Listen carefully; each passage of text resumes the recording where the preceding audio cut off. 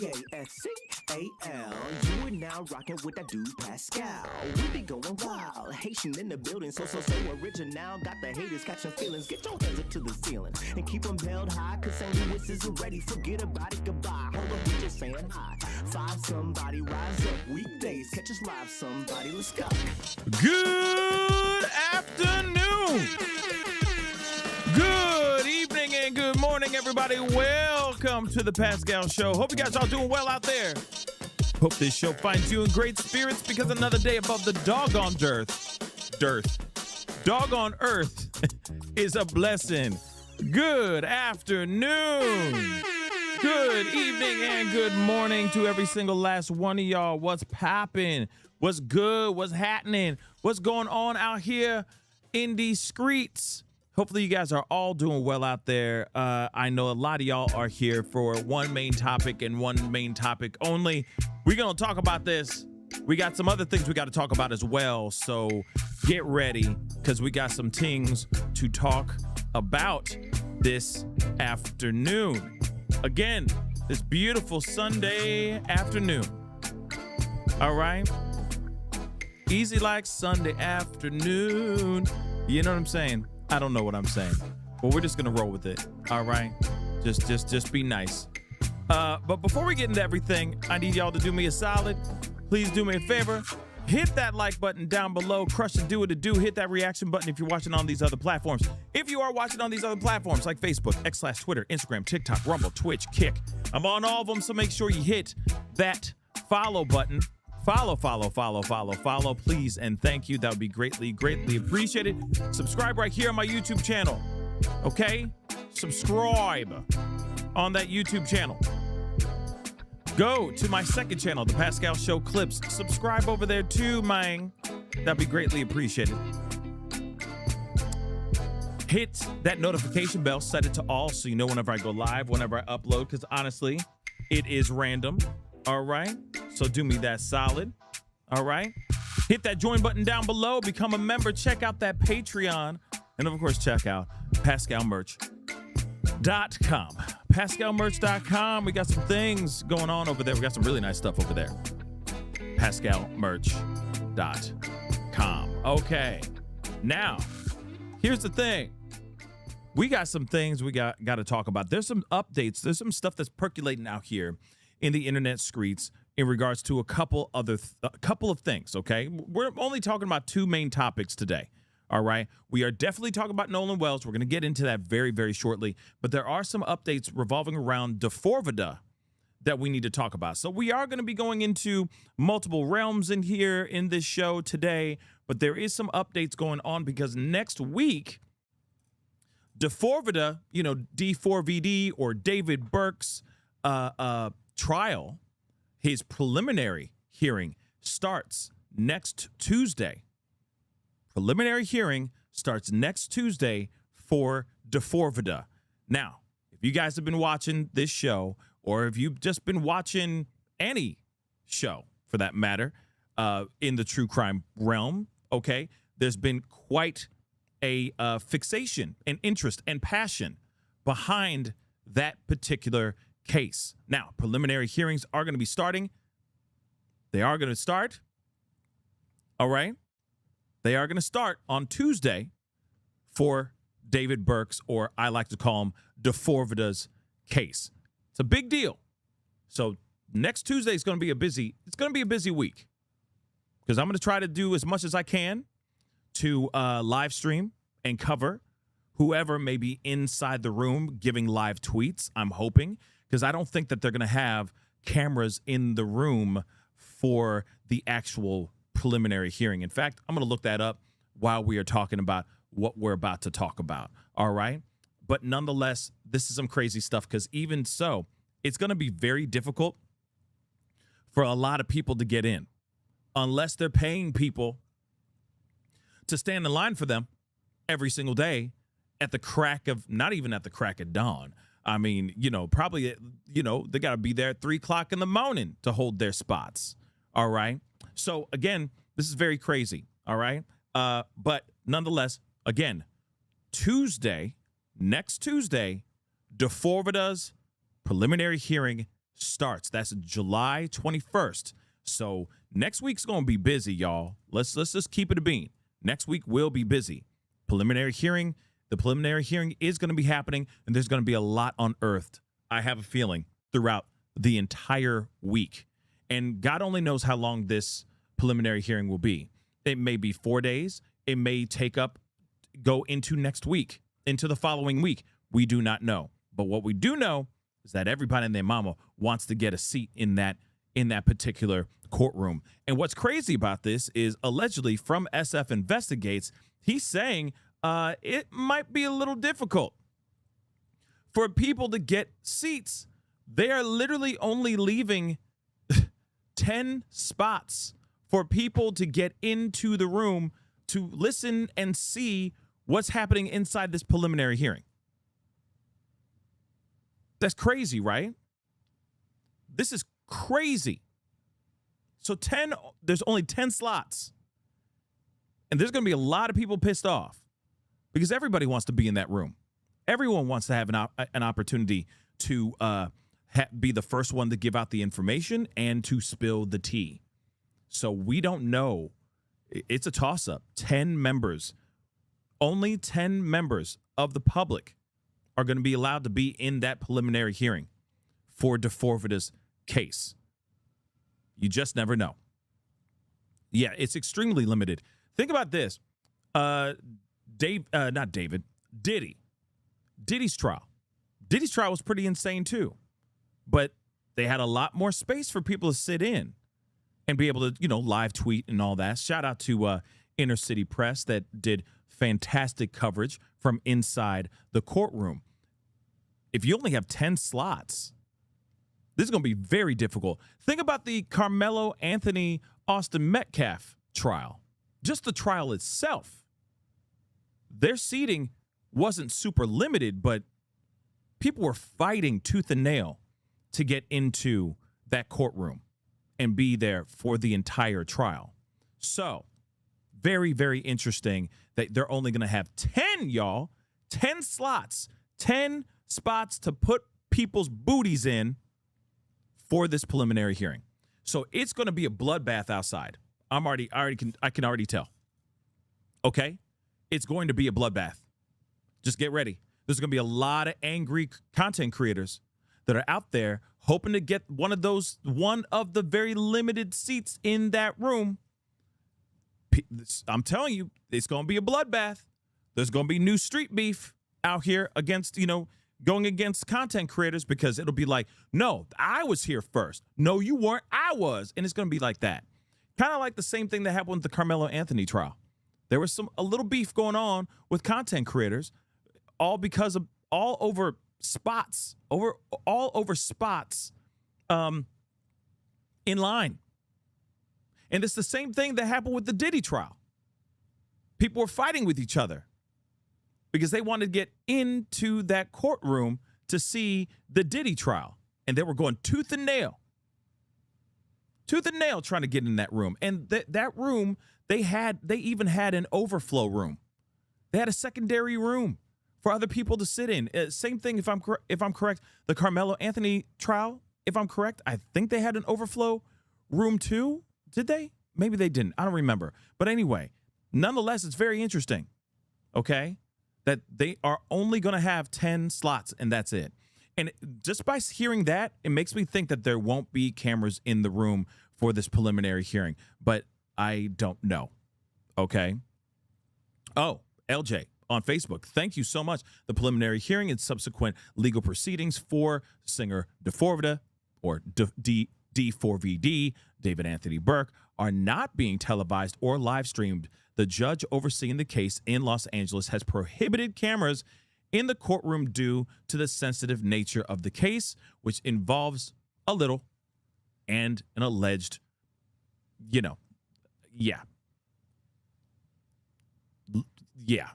I can't even say child SA material. There we go. I was like trying to edit in my brain. Like, what code words can I use right now? Okay. So yes, that is something that is very, very interesting. Okay. So again, we're going to see what happens here on Tuesday. We will be here to cover it and watch it all. all right? Because we are watching this from the preliminary hearing to the actual trial because we give a damn. And we want that piece of trash, DeForvida, I want him buried under the damn prison. And you also got to remember, they still are seeking, it looks like, they're still seeking the DP on that ass. So we going to see what happens. All right? We going to see. We going to see. All right? Just saying that out loud. But let's take a look at this, okay? So, according to SF Investigates, he says the court is allowing only 10 members of the public into the preliminary hearing in the DeForvida case. This is outrageous and not how public access to the courts should work. I agree. I feel like, you know, if you want to have access and try to get in there, you got to have at least 20. Leave some room for some people so we can hear the truth, so we can hear what actually is going on and what prosecution is presenting to take down DeForvida. You got to remember, there are people out here, very, very few, I will say that, very, very few, love, very few, that do think that the prosecution ain't got nothing and that DeForvida is innocent. I beg to differ. I'm just gonna let you. I'm just gonna let you in on a little secret between you and me. He's cooked. Prosecution has enough to take him down, I think. But there are people out here that sit there and go, nope, there's not enough evidence. There's just not enough. It could have been anybody. Probable cause. Probable cause. And I'm like, shut up. There's so much. He's screwed. He's so effed in the A. He's screwed.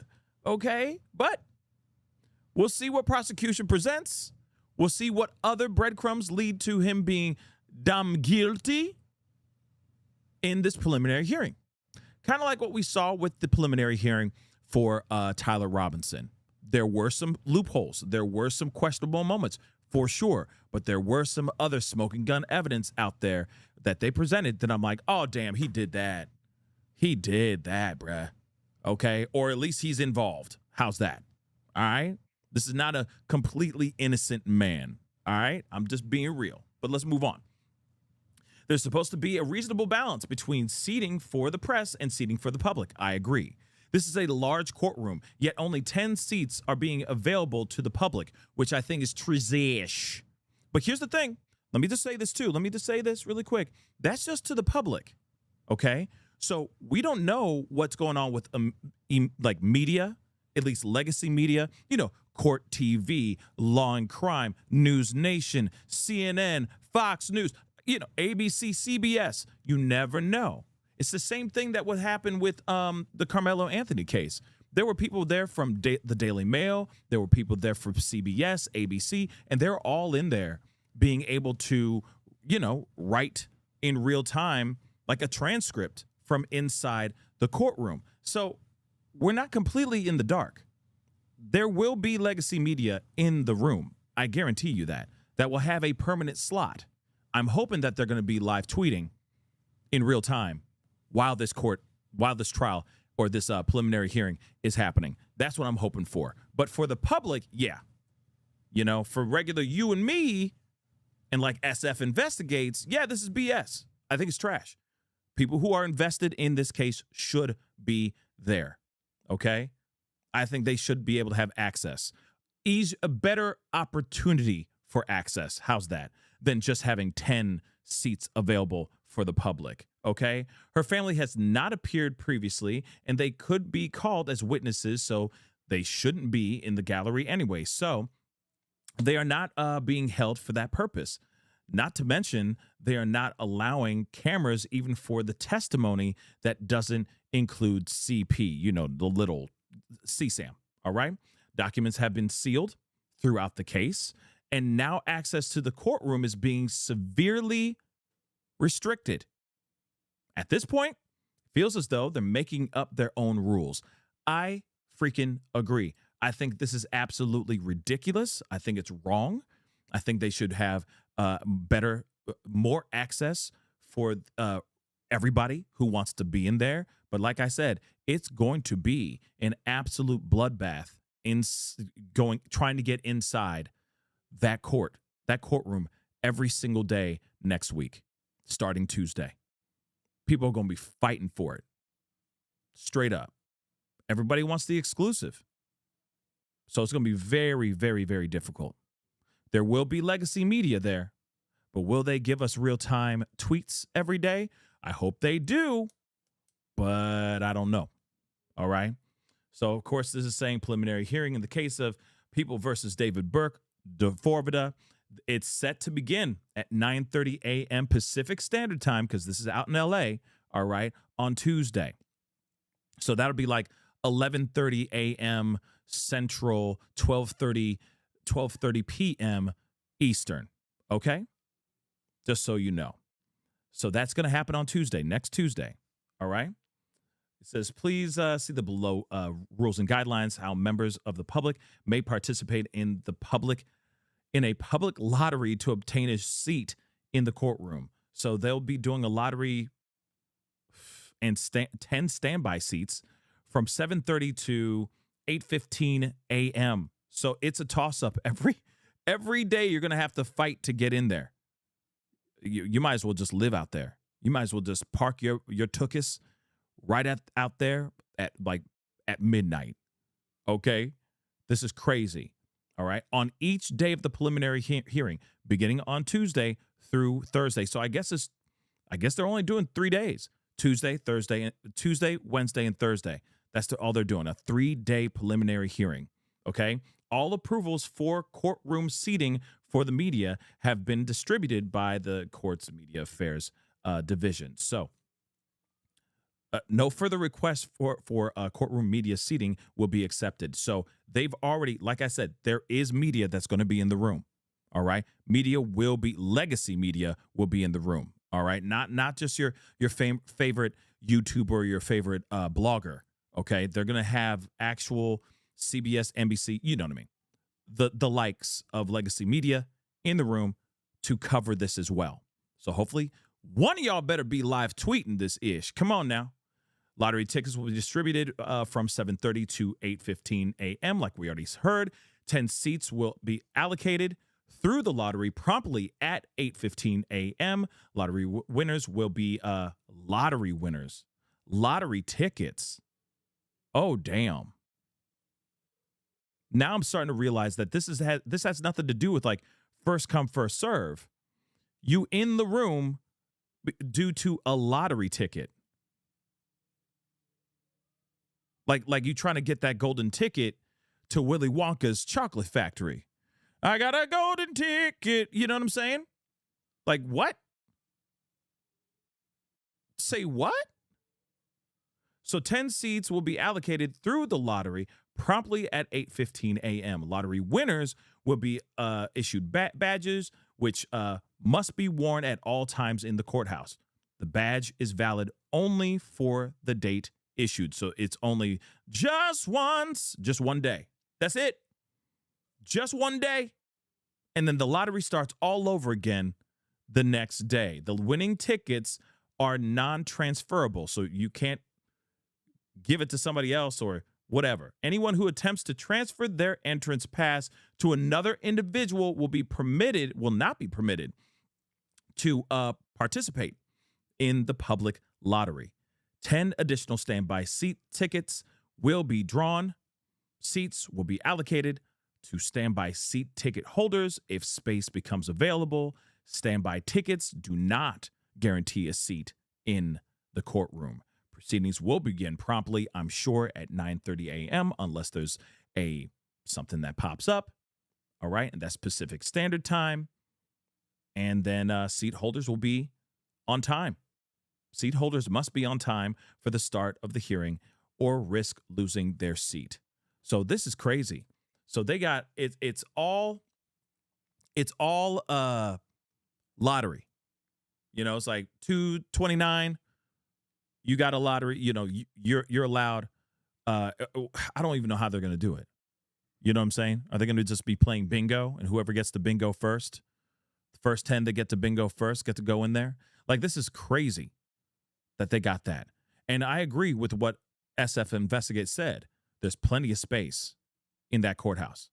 And now you're going to go in there and you're going to hope you'll have to hope that every single day you get a winning ticket. Yeah, it's like raffle tickets. So this is ridiculous. This is absolutely ridiculous. Okay? That's ridiculous.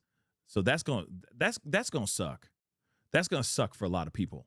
All right? Especially everybody who's possibly flying out there to cover it. They're going to have to hope and pray that, you see what I'm saying? They're just going to have to hope and pray that they get a winning ticket every time, or this turns a lot of people away so that those that do show up, they get access every single day. But this is 3 days in a row. It'd be wild if you get the winning ticket 3 days in a row. So in other words, you might get it on Tuesday. You might not get it on Wednesday. You might not get one at all. You might not win at all. A seat. Wild. Very, very wild. I'm hoping that this is not the case when it comes to the trial. Right? That's a little bit of a concern of mine, right? But here's another thing that I haven't gotten a chance to share with you guys, okay? Now, I don't know if you know who Asia is. Asia Collins. Maybe you know who she is. Maybe you don't. I'm trying to get a decent freeze frame of this video. So she just spoke out. She was allegedly one of DeForvida's best friends. Now, we've seen a bunch of these videos where she's, where he's live streaming with her or she's live streaming with him. They were like the best of friends. And there's been a lot of people that have been side-eyeing the hell out of Asia because how would she not know? How, of all people, her and, all the other people that were good friends, close friends, like Ninja, right? Or I'm sorry, not Ninja, like Neo, right? Like how did they not know that Celeste was not of age, right? So she finally breaks her silence. She broke her silence a couple days, last week or something like that. All right. And yeah, she had quite a bit to say. So I wanted to play this little clip. And, it's interesting that TMZ is now talking about it. But this is a little old news, but I know some of y'all may not know about this. All right. But this is Asia breaking her silence on this whole relationship that David had with Celeste and whether or not she knew or not. So immediately I go to David and I'm like, hey, this girl's saying that you're with a 13-year-old. You need to explain yourself. He was like, dude, that's not even true. Like, she's like 19. And I was like, no, she's not. She said she's 13. Like, show me proof. And you know what? He showed me proof. And I was like, okay, I'm gonna back off. I feel like I'm harassing my friend. Obviously, now that's a little too much. And obviously there was more conversation than that. I can't get into every single detail for legal reasons, but I didn't just go, oh, hey, is your friend 13? And he went, no. And I was like, oh, okay, la la la la la la. Like, I wasn't being stupid. Well, it is crazy that she asked him about hey, I heard Celeste is not of age. And he said, no, she is.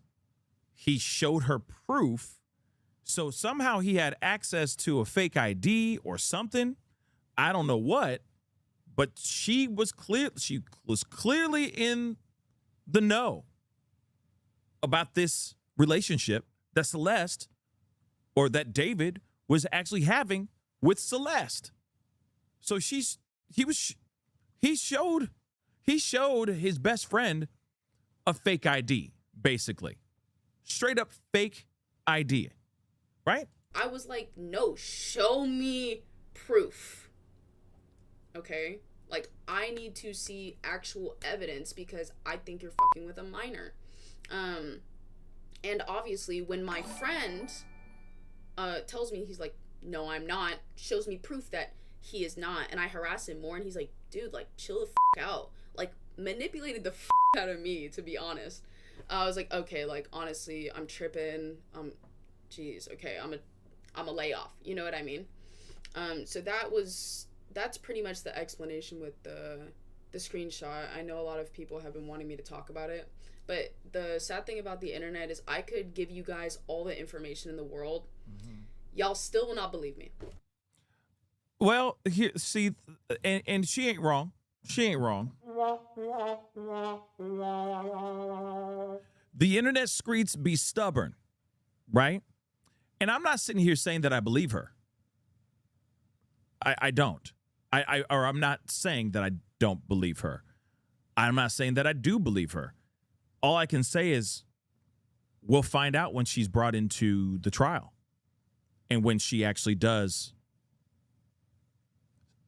testify under oath, what else she would say. I mean, don't get me wrong. She didn't have to say anything at all. She really didn't have to go on to her Twitch and go live and say, well, we need to talk and then do all this talk. She really didn't. She doesn't even need to say anything. She don't need to say a damn thing until she goes into trial. But she felt compelled enough to have to speak out and talk about this with every, on her platform. Was she bamboozled? Was she manipulated and played and lied to by one of her best friends? I don't know. Possibly. But I also believe never underestimate the power of denial. Denial is a hell of a drug. It is a strong thing. And when you are sitting there going like, yo, people are saying she is not of age, and then he shows her a fake ID, I don't know. There's a part of me that's like, nah, I'm still side-eyeing it, because then now all I'm going to be seeing is, oh, my Lord, oh, my word, she does look like she's 14. Oh, my word, she does look like she's 13. You see what I'm saying? You get what I'm saying, though, right? Like when you find out somebody's actual age, right? Whether they're older or young. When you find out their age, you go, yeah, I could kind of see how. Yeah, no, she looks 14, and you can't shake that, and you'll never be able to shake that. So for me, I'm like, how could you literally say like, okay, he showed me the stuff, and he lied to me, and that's that, and not saying that she says that's that, but she moved on. She was still chilling and kicking it with him. It didn't change their relationship. But for me, I'd be like, nah, I'm not feeling that. I'm side-eyeing the hell out of that situation. Something doesn't feel right, y'all. And now all I see is her not being the age that you say that she is. So that don't feel right. Now, T just said something, and I appreciate T. Shout out to my boy T. But said she's attractive. Why did he just why didn't he go and shoot his shot? You want to know why he didn't shoot his shot? It's because he likes littles. You really think he would have, if he didn't like littles the way he does, you really think he wouldn't have gone after her? After Asia? Think about it now. Think about it for a hot minute. Because she kind of has Celeste vibes as well. Think about that too. She light-skinned. I know she's not Latina, but she light-skinned. She got the dark features and all that. I wouldn't be surprised if he was like, sup, doe. But here's the thing. He probably was like, oh, how old you is again? Oh, that's out of my age bracket, bruh. It's kind of like a Leonardo DiCaprio. You know what I'm saying? Where it's like, oh, you just 1 year older than I usually date. I'm so sorry, girl. You're a supermodel. You look great, but you how old now? You're 26? Nah, that's 3 years beyond what I date. I stay around 21, 22. I'm sorry. You know what I'm saying? So it's the same thing. I just don't think that he would throw game, shoot his shot with her solely because that is not his type. I mean, she checks all the boxes, but as soon you're legal, no, sorry, no. Can we be friends? Let's just be friends. Yeah, let's just be friends. That'll be cool. And you don't mind me walking around with a bonnet that looks like a trash bag, do you? No? Oh, we're going to be the best of friends now. Word, let's go. Okay, it's DeForvida, just so you know. Don't call me David Burke. Don't call me David, just DeForvida. Thank you so much. All right? Crazy, if you ask me. But here's the thing. There's still a possibility that she was messed with, lied to. That is possible. But even after that, I'm still kind of, I don't know, guys. You got somebody coming up to you and being like, yo, that girl's not of age. And that's the thing. That's the rumor. That's the conversation that's buzzing out here in these streets. You confront him. He's like, no, she is of age. I'm sorry. I'm still dragging my feet to go hang out with him. Because I just, not saying that every rumor is true, but a rumor like that is a very serious rumor. That's a very, very serious rumor. I just don't see myself running around, okay, trying to be like, let me hang out with DeForvida after I just found out that he could possibly be dating a girl that's not of age. I don't know. I'm suddenly distancing myself as much as I can. But that's just what I think, That's just me. I don't know how these internet, these streamers and, how they do it. They stick around with him because it's about clout and all that, right? Now, Asia, from my understanding, she's like a model, actress person. She's a streamer, okay? She's been in some music videos, stuff like that. But I don't really know a whole lot about Asia herself. All I do know is that she is one of David's best friends that was always all up in these videos with him and everything, and has been seen hanging out with Celeste on a multitude of times. A multitude of times. So again, it's just weird that how would you not know? In a way, it's like, how would you not know? Just saying that in my personal opinion. Now, there is something else that I do want to share with y'all, but the thing is that immediately I go to David. I don't know if this is actually 100%, because there's been talks of United airline tickets being bought, and I don't know if that's actually true or not. I have not seen anybody out here. I mean, I've seen content creators talking about it, but I haven't seen any news outlets talk about this airline ticket that apparently he bought these tickets for him and Celeste. I'm still kind of waiting on that, okay? The jury's still out on that, all right, as far as whether or not those are real. But nonetheless, I think that's very interesting too, which, when I get some more confirmation on it, then we will talk about it more. But I don't know if those are real or not, okay? So it's pretty insane, all right? So again, is this real or not? I don't know. I don't know. So I'm just going to leave that for now, okay? And from my understanding, these are tickets. See, that's the other thing, too. Hold on. Let me check something here really quick.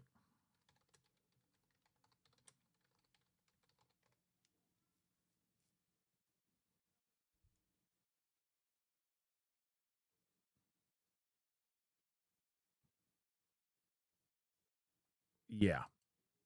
Like I said, everybody's sharing this. We'll take a look at it. F it. We'll take a look at it. Why not? All right. This is allegedly from United Airlines. Okay. Important information about your child's flight for reservation. We notice that your child is booked on an upcoming flight, but the reservation doesn't include an adult aged 18 or older. For their safety, children ages 5 to 14 flying on their own are required to travel with our unaccompanied minor service. We only offer unaccompanied minor service for nonstop flights. If your child has a connecting flight, they must travel with an adult. If your child is traveling with an adult, call us to set up your trip through this unaccompanied minor service before their trip. Okay, you must pay a service fee for that specific situation. You must also provide information about who will drop off and pick up your child and their emergency contact. If your child is traveling with an adult who has a separate reservation, your child can travel with an adult who has a separate reservation. Just give us a call so we can update your reservation and mark your child isn't flying alone. Now, this, of course, is this particular reservation number. And then, of course, down here, it says shipping address to Victoria Mendez, which is the name that he was using when he went to go buy like the shovel and all that, right? His address to his house, but then the billing address is to one of his homes in Texas, right? So again, a lot of people are wondering, is this a ticket reservation or purchase for him and Celeste to go out of town? Let's not forget, there is a payment down here, if you can see on the bottom here, for unaccompanied minor. So this fare, $686, taxes and fees, which is $32.30, unaccompanied minor price, okay, which he had to pay, okay. It said you needed to pay a service for unaccompanied minors. So that was that payment, okay, of $150. Trip insurance, billed separately by Travel Guard Group, Inc., and the sum or the total of it all is $923.03, right? So again, this is a very, very interesting, very, very interesting piece of information. We do not know whether or not this is 110% real or if this is just some AI slop.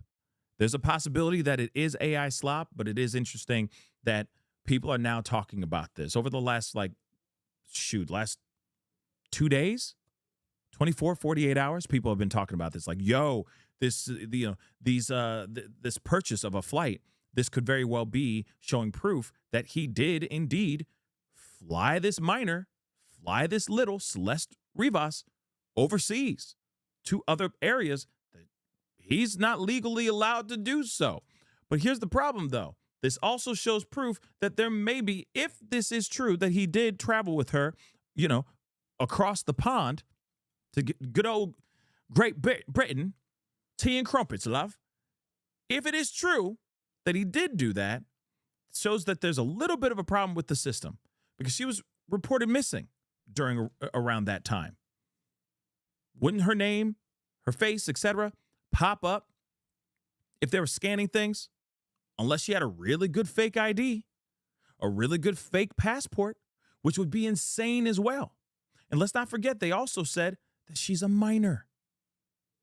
So if she was a minor and they were acknowledging that she was not of age and they may have been using her actual name, why didn't red flags pop up whilst traveling? Think about that too. You see what I'm saying? That there's a confirmation of a flight, and it's like, hey, if she's going to be unaccompanied, she needs to be paid for, or there needs to be a fee so that there's somebody who can be with her to fly wherever she's ending up to fly to, right? Unless her, just thinking about this. Hold on, just thinking out loud. What if her name, if they're using fake IDs and everything, what if her name is Victoria Mendez? Think about that. Her fake ID, her passport, all that is Victoria Mendez. So if she was to fly overseas or anywhere for that matter, red flags wouldn't be going off because they're looking at a person named Victoria Mendez, not Celeste Rivas Hernandez. So if she was to fly as Celeste Rivas Hernandez and they're swiping her cards and her passport and all that, and it's really her, and she's been reported missing, all bells would be going off. How are you traveling here? How are you going here? Blah, blah, blah. You see what I'm saying? So there must be a thing where her name really is, or her fake ID name is Victoria Mendez. But then it goes against what Asia's saying, because Asia goes, David showed me proof that she was at least 19 years old. What was the proof that he showed her? What is the proof that he showed her? Because if he showed her Victoria Mendez, she'd be like, wait a second, that's a fake ID, bro. So you mean to tell me she ain't 19? Right? Unless he has two different IDs. One to con his friends to be like, yo, she's of age. Look, she's 19. Her real God-given name, her government name is on this thing, Celeste, Rivas Hernandez. Boom. And then when she was like traveling, she had another fake ID, possibly Victoria Mendez. Passport, Victoria Mendez. And maybe that's the reason why he had that name, and he was using that name when to buy the stuff to get rid of her body. Let's not forget the shovels, the chainsaws that he bought. He bought 2 of them, and they all got basically like DoorDashed, for lack of a better term, to his home under the name Victoria Mendez. So maybe she had, Copper Mountain, maybe she had 2 different IDs. Celeste Rivas for local and maybe to fool his friends, and then Victoria Mendez when they were to travel or leave the state. Something to think about. Okay? Definitely something to think about. Now, here's the thing. We don't know if this ticket or this receipt of a purchase of airline tickets, we don't know if it's real. We do not know if that is real or not. So, again, we got to take it with a grain of salt. It could be real. It could be fake news. We just got to hold tight on that. All right? The jury's still out on that, too. But, again, there's a possibility that he had 2 different IDs for Celeste. And he used them both to either fool his friends, possibly, maybe to fool his friends. I don't know. Nonetheless, it's very, very interesting. Don't you think? Now, there are a few things that we need to look at. We got to go into the Nolan Wells conversation. I know a lot of y'all are patiently waiting for that, and I appreciate you guys, patiently wait for that conversation. But nonetheless, it's a very interesting situation with the David stuff, and I just want to get you guys abreast of what's going on, because that trial is happening here very, very soon, and we definitely need to get into that conversation for next week so that we're nice and ready to go for that conversation. Now, one second. I'm trying to pull this thing up, and it's being a pain in the booty. 1 second.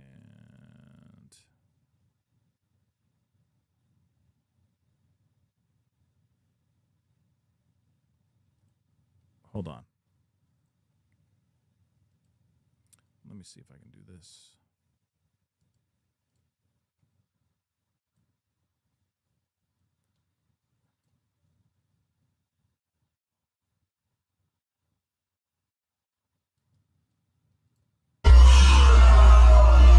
Okay. Let us try that. Because for some odd reason, I'm trying to do something else, and it's not letting me do it. Some tech issues. Sorry, guys. 1 second.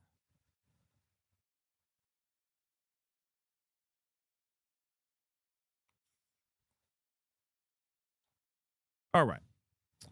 So we're just going to try it like this. Okay, so here's the thing, guys. We got a lot to talk about. Okay, we got some Nolan Wells conversations to be had. We got to have a conversation about this, okay?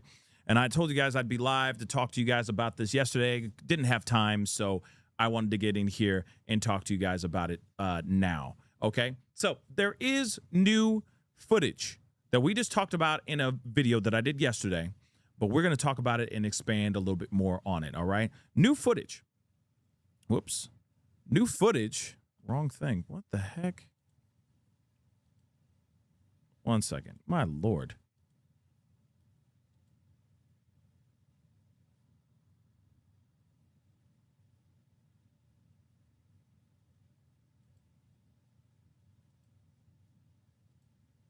There we go. Jeez Louise.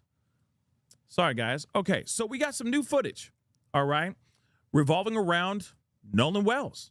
Here's the thing. This could change everything. This footage could literally change everything. This could expand the timeline on his last whereabouts, hit the last sighting of Nolan Wells.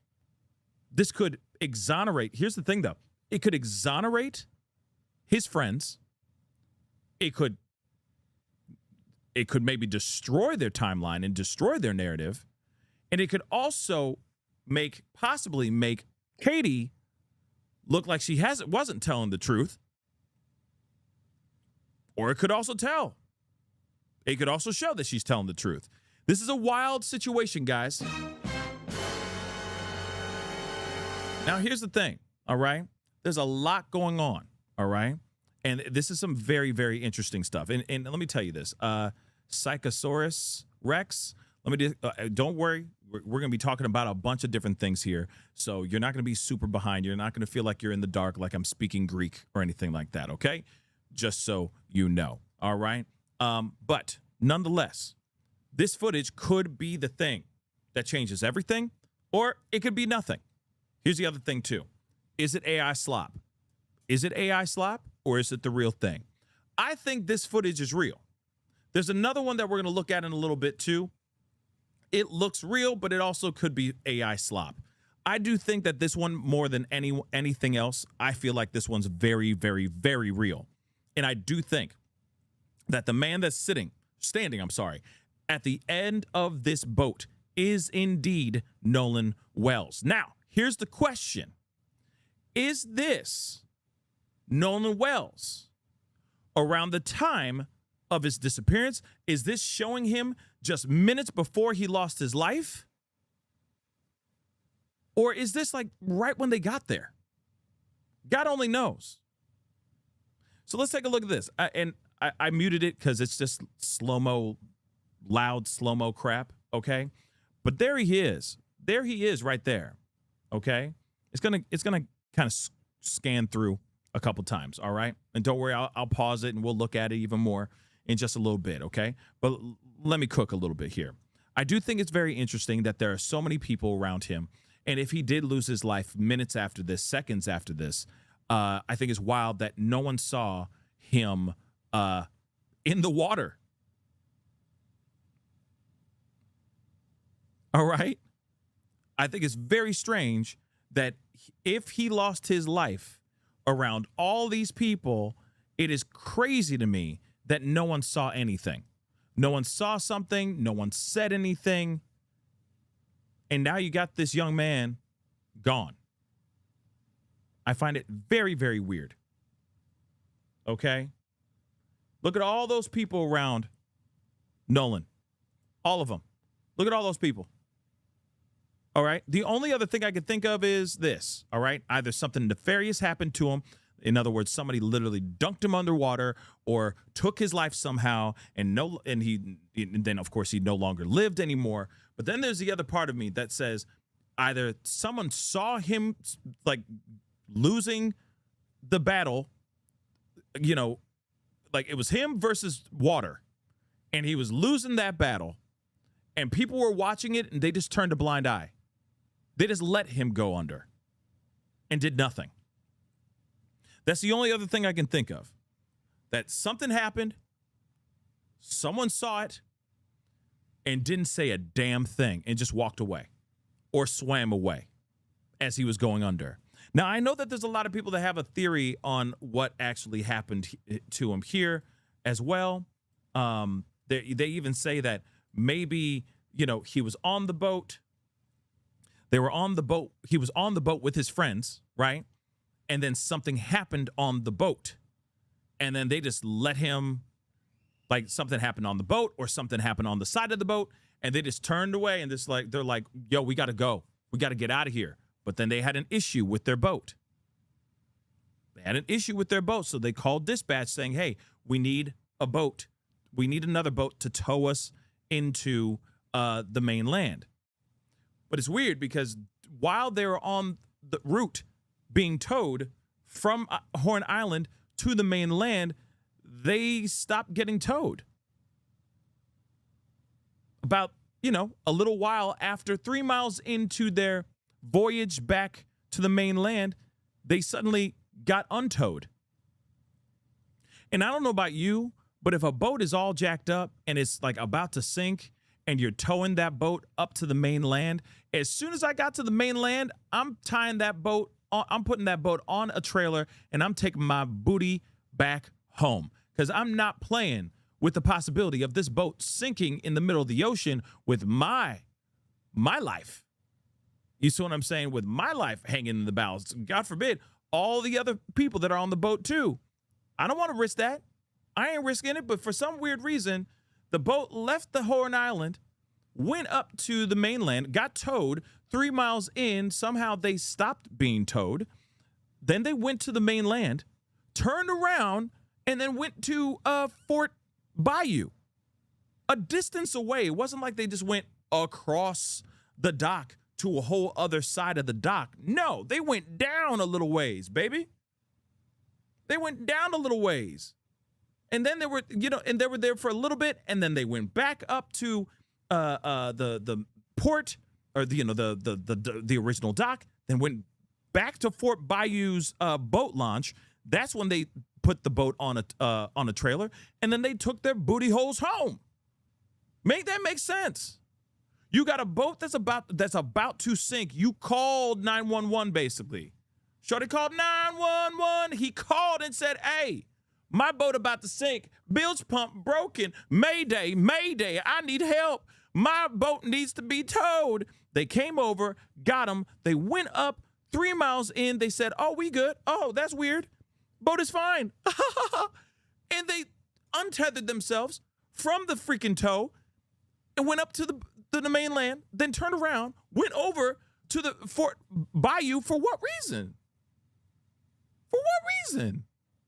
Please explain that to me. Why did they do that? You got a boat that's already having issues, that's feeling a little shady. You're not feeling comfortable with it, and you should be kissing the land. It's kissing the land as soon as you get to the dock, to the original dock at the mainland. You should be kissing the ground that you are walking on and going, "Thank you, Jesus. Thank you, baby Jesus. Thank you, baby Jesus. We made it here without this boat going down." No. I ain't risking nothing. I'm gonna put this boat on my freaking trailer and we going home, guys. I'm not driving all the way back out there. No, we ain't going to no, we will drive. It's a 10-minute drive, baby. Let's get in my ride. I got a nice little pickup truck. All right. Let's just drive the boat on the trailer out to Fort Bayou. If you really want to go to Fort Bayou, guys, let's go over there via driving on land. But no, they drove that boat in the ocean to Fort Bayou. Why? What happened here?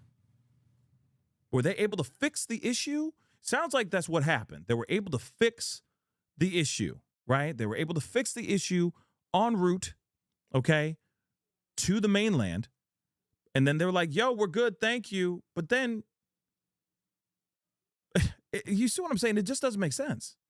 It just doesn't. It just doesn't. The timeline ain't timelining, baby. The timeline ain't timelining. Now, here's the other question, too. Let's look at this image here really quick. Whose boat is this?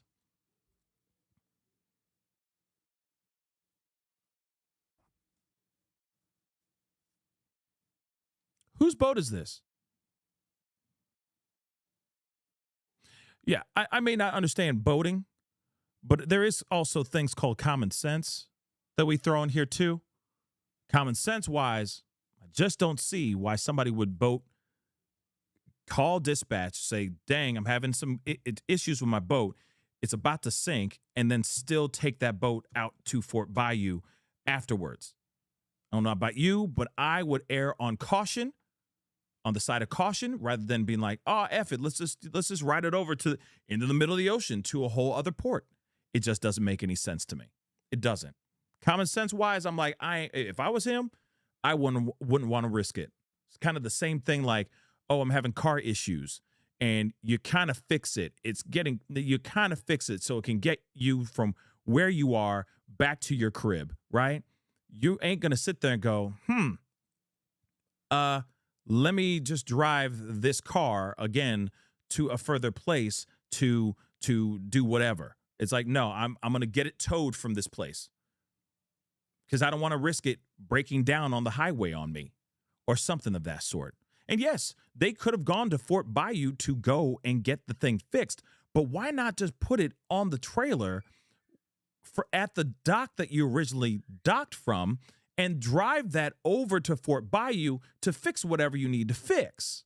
You see what I'm saying?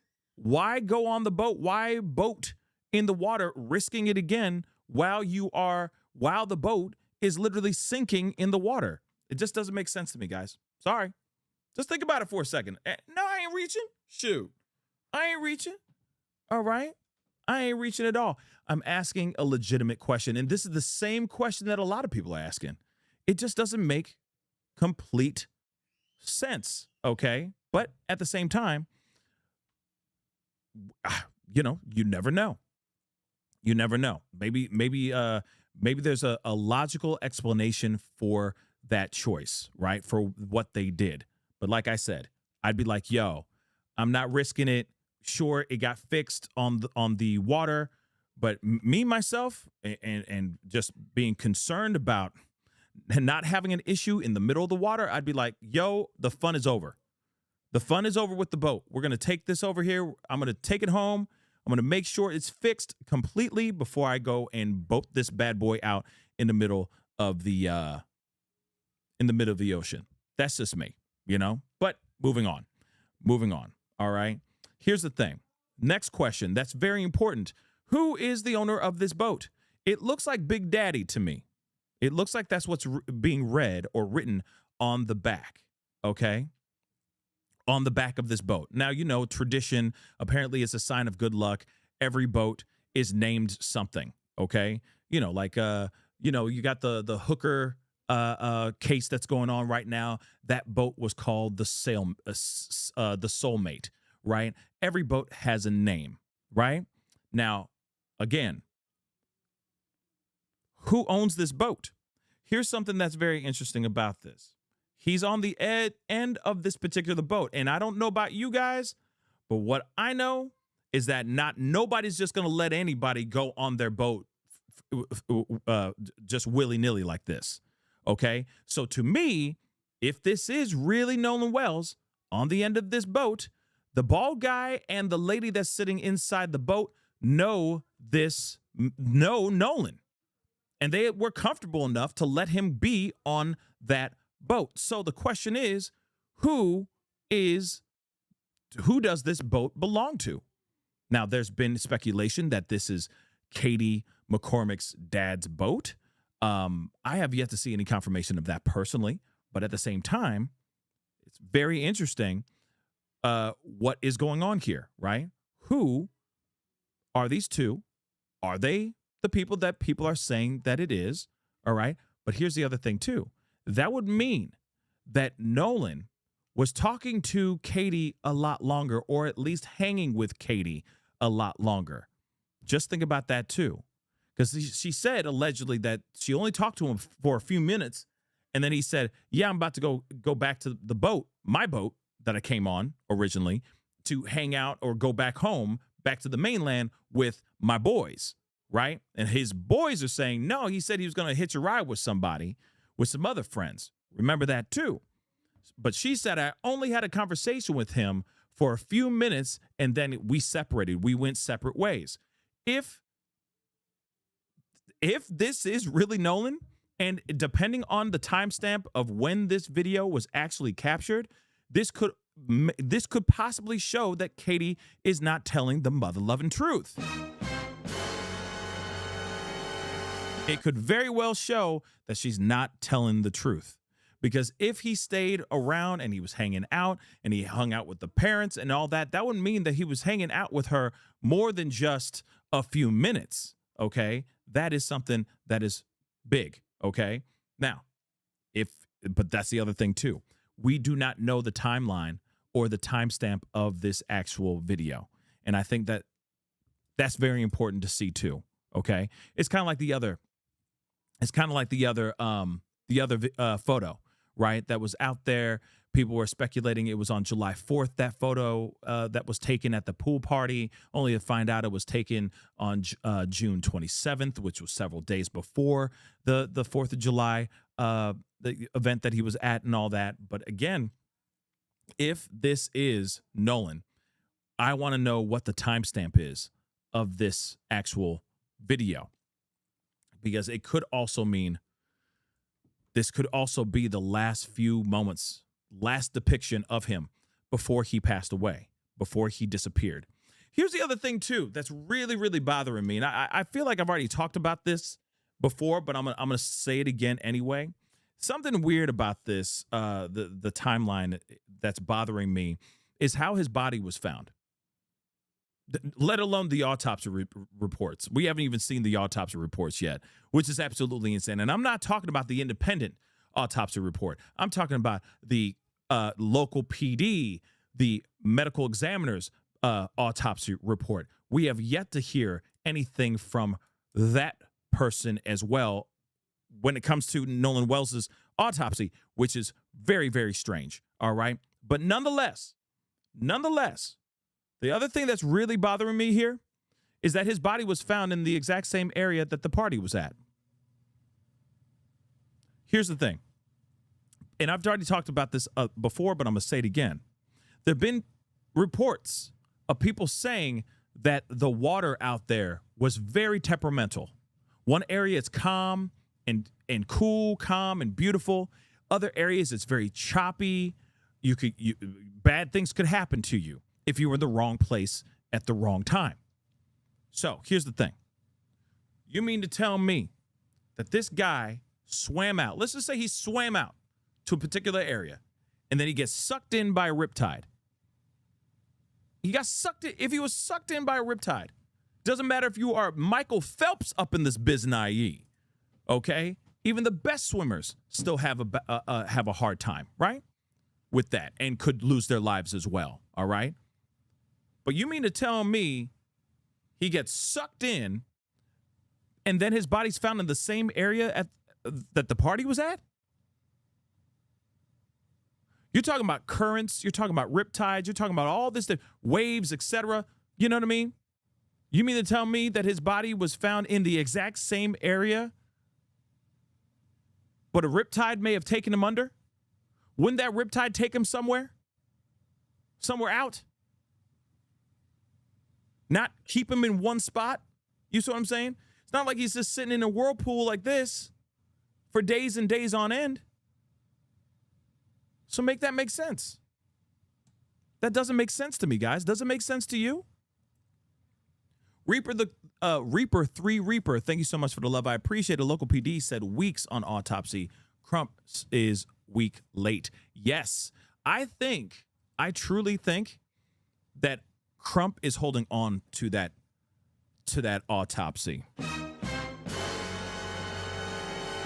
You want to know why I think he's holding on to that autopsy? Because I think he wants to hear what they have first before he exposes their autopsy. Ain't that weird? Everybody says autopsy different. Sorry, I know that's a little bit of left turn, but it's autopsy. Like it's autumn, not atom. It's like autopsy. We wait for the autopsy. The autopsy. I know it's an accent thing, but it's autopsy. Autopsy, right? But anyway, I just think it's very interesting that he hasn't put his out either. And I think he's holding out. And he's waiting for, no, you first. No, you first. Age before beauty. Go ahead. Go ahead, baby. You first. No. You first. I ain't gonna say nothing. But I think he's holding out because he wants to see what they have first. But by the way, that's standard. If you really think about it, that's standard procedure. We're used to hearing what local PD or the local medical examiner's office comes to, what they come out with, right? They come out with that information, what their reports say. Oh, he succumbed to water, or, oh, it was foul play, or, oh, it was poison, or whatever it may be, right? And then we get an independent autopsy that either says, yep, they ain't lying. Yep, that's true.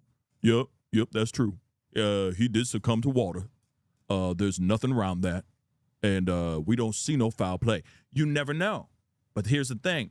I think he's still waiting. I think they're waiting for local PD to bring out their autopsy reports because they want to see if they match. And the other thing is I think that if the independent autopsy goes, we see foul play, I think that they're trying to avoid PD trying to change their reports before that is put out to the public. Oh, wait, they saw foul play? Wait a second. Whoa, we got to change. What did they say exactly? Okay, foul play, therefore this, that, and the third. Okay, stamp of approval by the medical examiner. We saw the same thing, guys.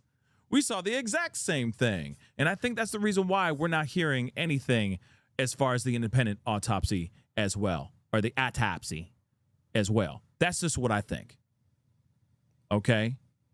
I really think that they're waiting out because they're supposed to be the first. Medical examiner is supposed to be the first to come out with their stuff. Then the independent autopsy comes out. Autopsy. Just so you know.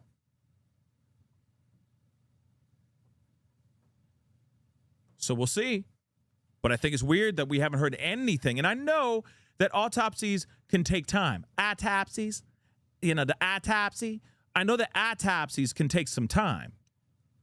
I know. Some can take a few days. Some could take weeks. But at the same time, the fact that we haven't heard anything from them at all, except for them to say right out the gate, we don't see any foul play. It looks like there's no foul play. It looked like he succumbed to water. How do you know that the medical examiner hasn't even done the damn job, dag nabbit? And we still waiting for that. So, sup with that, right? Jake Thomas, thank you so much for the love. You will never see the independent autopsy in this case. Ask Trey Reed family 9 months and Benjamin Crump covering up. Interesting. I don't know the Trey Reed case. So I'm going to have to look that up. But that's news to me, right? So here's the thing. If he is covering that, then hopefully somebody's showing proof that he's covering that up, right? But you would hope that he would do the right thing and go, well, independent autopsy has shown that no foul play and move on, right? So we'll see. We'll see. They could still be taking their time on that, on the autopsy. Now, county medical examiner's office, right? The Jackson County Sheriff's, Jackson County medical examiner. I mean, something should have already been out by now. Okay. JLK, I smell another Murdaugh boat crash cover up. Oh, damn. And you know what, baby? You never know, JLK. You never know. You might be right. You might be right. But then again, you might be wrong as hell, too. We'll see, though. We will definitely see, okay? So, again, like I said, if looking at that footage, looking at this video, do you think that this is indeed Nolan Wells? And then, of course, when do you think that was taken? In the very beginning, when he just got there? Is it in the middle of his time there? Or is it right around the time that he said, allegedly to his friends, no, it's all good. You guys having boat issues? All right, man. Well, I'm going to go hitch a ride with somebody else. It's all good, homie. I got it. Because, again, if he was going to hitch a ride with somebody else. Could this be that boat? Think about that for a second. Is that the boat he was supposed to hitch a ride on? And if that's the case, where are the interviews of the boat number 2? Again, he said if his friends are telling the truth, and right now, I'm telling you right now, their timeline is pretty decent, except for them going to Fort Bayou and all that, which makes no mother-loving sense. None whatsoever. But I'm asking you guys, for real, if he said he was going to go hitch a ride with somebody else, who that second somebody else? Who's boat number 2? Who is boat number 2? And has 5-0 even interviewed anybody from boat number 2? Then here's the other thing too. Where's the boat GPS data from boat number 2? Who are the names of the people on boat number 2? We know about all them, all his friends. Shoot, some of y'all already know their dating history and all that, who they be smashing, who they just dumped and all that. Crazy out here in these streets, right? But who is boat number 2? Is it Big Daddy? Is it Katie's dad that was supposed to take him back? Why haven't we heard anything about that? And weren't they concerned about his well-being? Here's the other thing, too, real quick. Hold on. Let me get the super chat really quick. Tori, thank you so much for the love. But can't they tell right away if there is water in the lungs or not? Maybe. We've heard stories about his body not being waterlogged and all that stuff, too. There is rumor about water not being in his lungs. I don't know.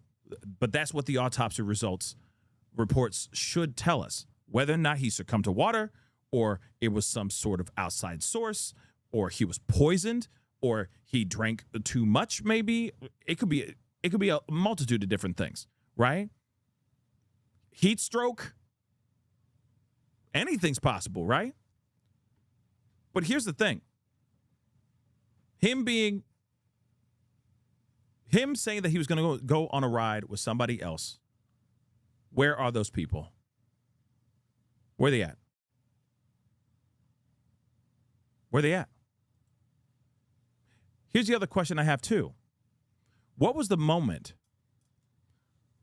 where his friends realized that he was missing?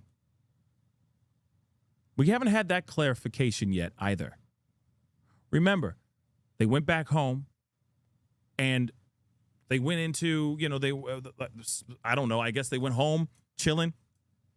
And then it wasn't until 11 or so at night is when they called Mama, Nolan's mama, Christine, to say, hey, he gone. He missing. We don't know where he is. Right? What was the moment? How did they realize, oh, damn. Yeah, where is Nolan? When did they realize? Because they didn't call him, they didn't call family, Nolan's family, until around 11 or so. Way later. So what was the moment? Did somebody call somebody? Did Katie call one of his friends and be like, we don't know where he is? What made them realize, yo, he gone and we don't know where he is, so we're going to call the family? And why didn't they ever go out and try to find his ass? You see what I'm saying? That's the problem. My problem is this. The Fort Bayou, the trip, okay, back from Horn Island up to the mainland, right? Then they turned around and went down to Fort Bayou, and then they towed the boat eventually, and they went back home. Not once did they ever go. Not once did they ever go back to Horn Island to look for him. And then next thing you know, all they're doing is calling the mom and dad at around 11 at night, 11 p.m. at night, to be like, yeah, we don't know where he is. He gone. But so what made them do what they ended up doing? Like, you see what I'm saying? Something is just not making sense, y'all. What made them realize, oh my gosh, where is he? And why did it take them so long to call the family at 11 at night, past 11 at night? Make that make sense, guys. It just doesn't make sense. But I digress. Let me pull something up here. Hold on.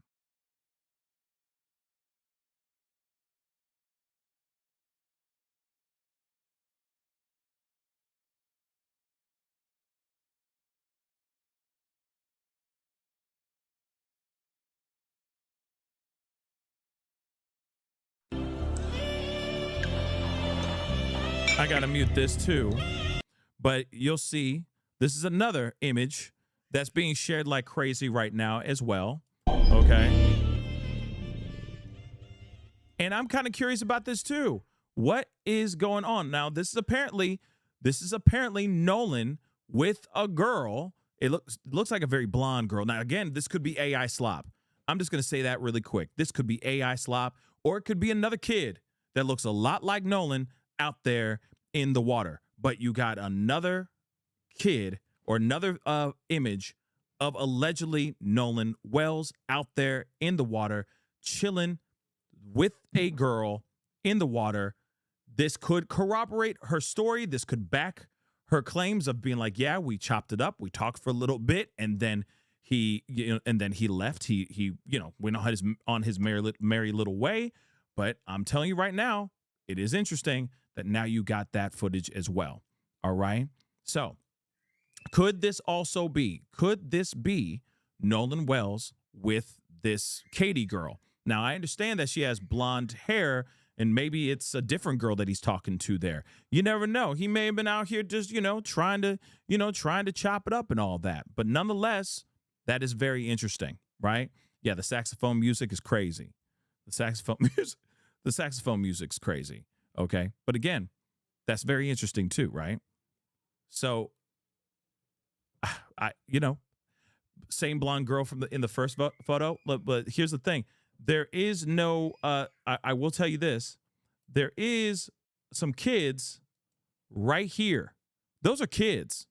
All right. I know I can't blow this up as big as I'd like it to be. Okay. That's what he said. But again, those are kids. Those are little kids in the front of the boat. Okay. So again, you look at this one here, that looks like a lot like a girl.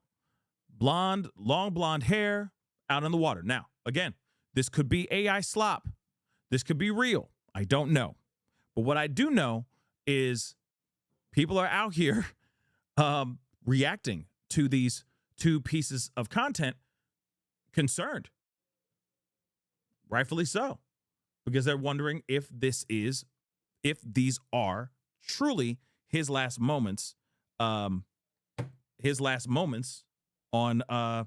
before he passed away. Okay, let me get this super chat here really, really quick. Where did it go? Hold on. Okay, so it says, holla at your girl. Thank you so much for love. I want everyone to remember Ashley Cole talked about in her post that Wells family's grief, but not the Wells family justice, but your son is a friend. Now, here's the thing. The son, he's saying that he's saying that what the timeline is what we've heard so far, and that nothing has changed. But I don't know if it's true or not, right? I think that we've all been looking at it and side-eyeing whether or not any of this is true or not, right? Now, again, I already know about that because I'm the... Hold on. I got to pull some things up here because we got a few other things that we got to talk about, because I know we all got some questions regarding this. And again, all this could be the real deal. This could be AI slop. I don't know. We don't know yet. But we do have some I got questions. And I'm sure I'm damn sure you guys have some questions too. But we got to take a look at a few things here. We Are Human was the person that caught the images I saw on his account. So I wanted to share a few things. It would mean that I wanted to share a few things of him talking about this thing. So let's take a look at this right here. Another sighting of 18-year-old Nolan Wells, which means another new timestamp, which means if this timestamp could end up being later in the evening, later after 4, then it shows a later timestamp of 18-year-old Nolan Wells and that he was alive and he was well still at that time. Now, that is very true. Again, we don't know the timestamp. We still need to get the timestamp of when those videos were actually taken, because it could be right when he got there, just when they were getting warmed up, having a great time, kicking it, blah, blah, blah. It could also be in the middle of the day, before he even went missing, right? And we'll see. But it is interesting that we're seeing all that now, right? Not only that, but it'll also probably show that if Katie did say allegedly that she only spent a few minutes with 18-year-old Nolan Wells, she would probably be lying, due to the fact that if that is 18-year-old Nolan Wells and that is Katie's dad that's on that boat right there and Nolan's on Katie's dad's boat, that would probably imply that they spent more time than a few minutes. And again, who is interrogating Katie's dad then? Because if that boat is really real and Big Daddy is the boat that he was on, and this is moments before he passed away or moments before he disappeared, then who's interrogating Katie's dad? Would probably imply that she was lying. And it would also probably kind of imply that Nolan may have been leaning to ride back on the boat with them, or maybe he did leave with them. It would then give us yet another boat that potentially could have left the island with 18-year-old Nolan Wells. Because of right now, the only boat that I see leaving the island with 18-year-old Nolan Wells is that boat that Tristan Shepard had left on. The only other way I see 18-year-old Nolan Wells leaving on another boat, and I hate to say this, is if the body of 18-year-old Nolan Wells rode off that island with Javon Williams. You see, I thought about who probably could have been driving that boat of Javon Williams, and Shepard's uncle did mention inside of Rolling Stones that he tends to pilot some of those boats. And for some reason, I strongly feel like Trace Carter was on the island that day, but for some reason, I cannot find the details. Everybody look at his photo. Go look at this photo as well. This photo, where it seems like Javon Williams got socked in his face, so it looks like somebody really knocked him upside of his shit inside of this photo. And for people that's saying that this photo wouldn't be viable, for me to say it was Monday, 11/28 on July 6th, hello, this was inside of the news report, so don't you think that they'll be able to confirm that with the reporter? So if I was lying, don't you know that I know that it would be proven for me to be a lie? Ain't nobody got no time to come on here lying. I ain't got no time for all of that. I downloaded this photo that Friday after that Monday. And then on it said that it was Monday, July 6th at 11:38 a.m. said that this photo had been taken, or at least that was the timestamp that it downloaded to my phone. And I guarantee you they could reach out to that original reporter that took that report from them, and it'll be able to verify that that photo was taken in the moment. And I know that some people was claiming that Javon Williams always had that mark on his face and it's permanent, this, that, and the third, but it's kind of funny. Ever since I seen him on TMZ, in my opinion, I have not seen that mark on Javon Williams' face. So, okay, first off, hold up. That is wild. Now, here's the thing. Of course, everything is still, alleged. Obviously, there's a lot of theories out here. People are coming up with their theories and all that, okay? So we got to take a lot of things with a grain of salt, okay? I even have my theories, right? But it is interesting that there are people that are kind of starting to look at Tristan and they're starting to look at Javon. And Javon is supposed to be one of Nolan's closest friends, one of his best friends. But remember that interview that he did on TMZ where they're asking him about racism and, is race a factor in the within the students and the friends and all that, and he's like, I can't really speak on that. And that pause that he had before he answered threw me off, because instantly, you know how it is. Everybody has their theory about it being about race. Obviously, this is kind of how this case kind of started in the first place and all that. But again, like I said, I mean, if Javon has something to do with this, I'd be shocked. Tristan has been very quick to get out here and talk. Tristan, very quick to be like, no, that was me in the background. That's me. Oh, I lost my best friend and blah, blah, blah. And it's like, Are you sure that was your best friend? Because your mama says she don't even know you from a can of paint. And if you were best friends with this dude, you'd think that she would know you, or at least know of you. It's weird, right? Copper Mountain. First photo back of the boat. Wait. First photo back of the boat, heads in water. Same. First photo back of the boat, heads in water. Same. I don't know what that means. I'm sorry. I'm reading it 3,000 times. I don't know what you mean by that, Copper Mountain. Maybe can you expand on that, please? That'd be appreciated. I'm sorry. I don't understand that. But still, nonetheless, I think that everybody's a suspect at this point, right? I feel like everybody is a suspect until they're not a suspect anymore, right?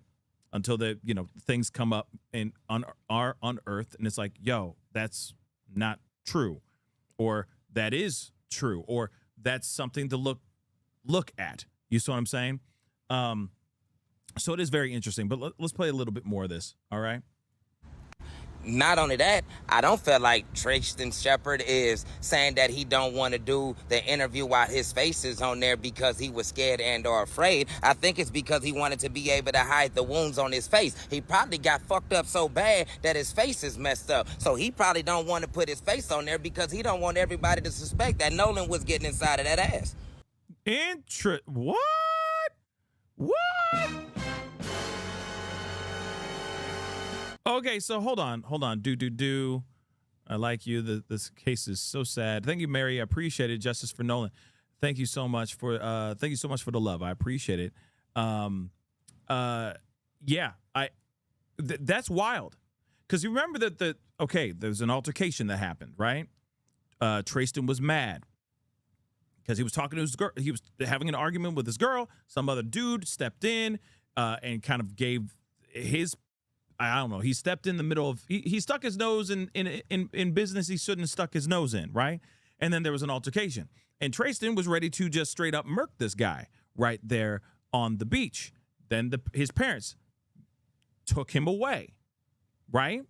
His parents were there. The only thing I find weird, I do find it weird that Tristan has not been on camera doing these interviews. I do find that strange. But here's the thing. It takes 2 seconds for people to just Google or go into Facebook or anything and find Tristan's face. Now, if he's trying to cover something up, like he got hurt in some sort of way, I feel like people would be talking about that right now. There'd be footage of that. There'd be proof of him actually being hurt. You see what I'm saying?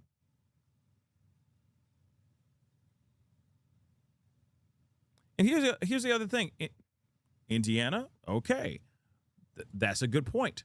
That is a very good point. So if Javon is actually involved, remember, Javon's mama is the one who went and got the phone from the Nolan's alleged friends.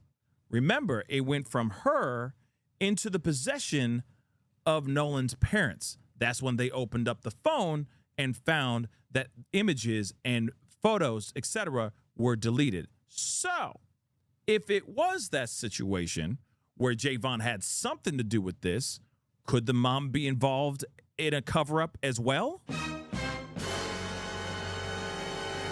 Remember, just because it allegedly took them 15 minutes, the kids allegedly 15 minutes, to give the phone back to Javon's mom, which is the one who went to go retrieve the phone, doesn't mean that she didn't have a few seconds with the phone in her hands, or she could easily go and delete some things. But like I said, that is just, I mean, everything's on the table, guys. Everything's on the table. Everything. So the possibilities of that are possible. You got to leave it on the table. You never know. But again, there's no conversation about this. Remember, they said that there was one altercation which Tristan was involved in, and then they keep saying that there was a second altercation. What was the second altercation? What was the second altercation, and what was it about? You see what I'm saying? What was the second altercation about? Is it true? And where is that proof of second altercation? Holla at your girl. Thank you so much for the love. They did not expect this case to go outside Mississippi. No, they did not. No, they did not. And here's what's up. Nobody wants this to go down. Nobody wants this to die out. Everybody wants the truth. White, black, it don't matter. Everybody wants the truth. Everybody wants to know what happened to Nolan and if it's foul play, right? Hot Honey, thank you so much for the love. I appreciate the love. How can that be her father's boat when the mother posted that she got picked up by another family member? Oh, thank you so much for that question. So yeah, so then if it's not him, then who is it? And is there any confirmation of said thizang? You see what I'm saying? Techno Ghoul said, where's Nancy Grace now? Probably setting up for one of these, a show like this to talk about all this. Just saying. But it is interesting. If the boat is not Katie's dad, then who the F is Big Daddy? And people are saying that he has a nickname, Big Mike. Katie's dad goes by Big Mike.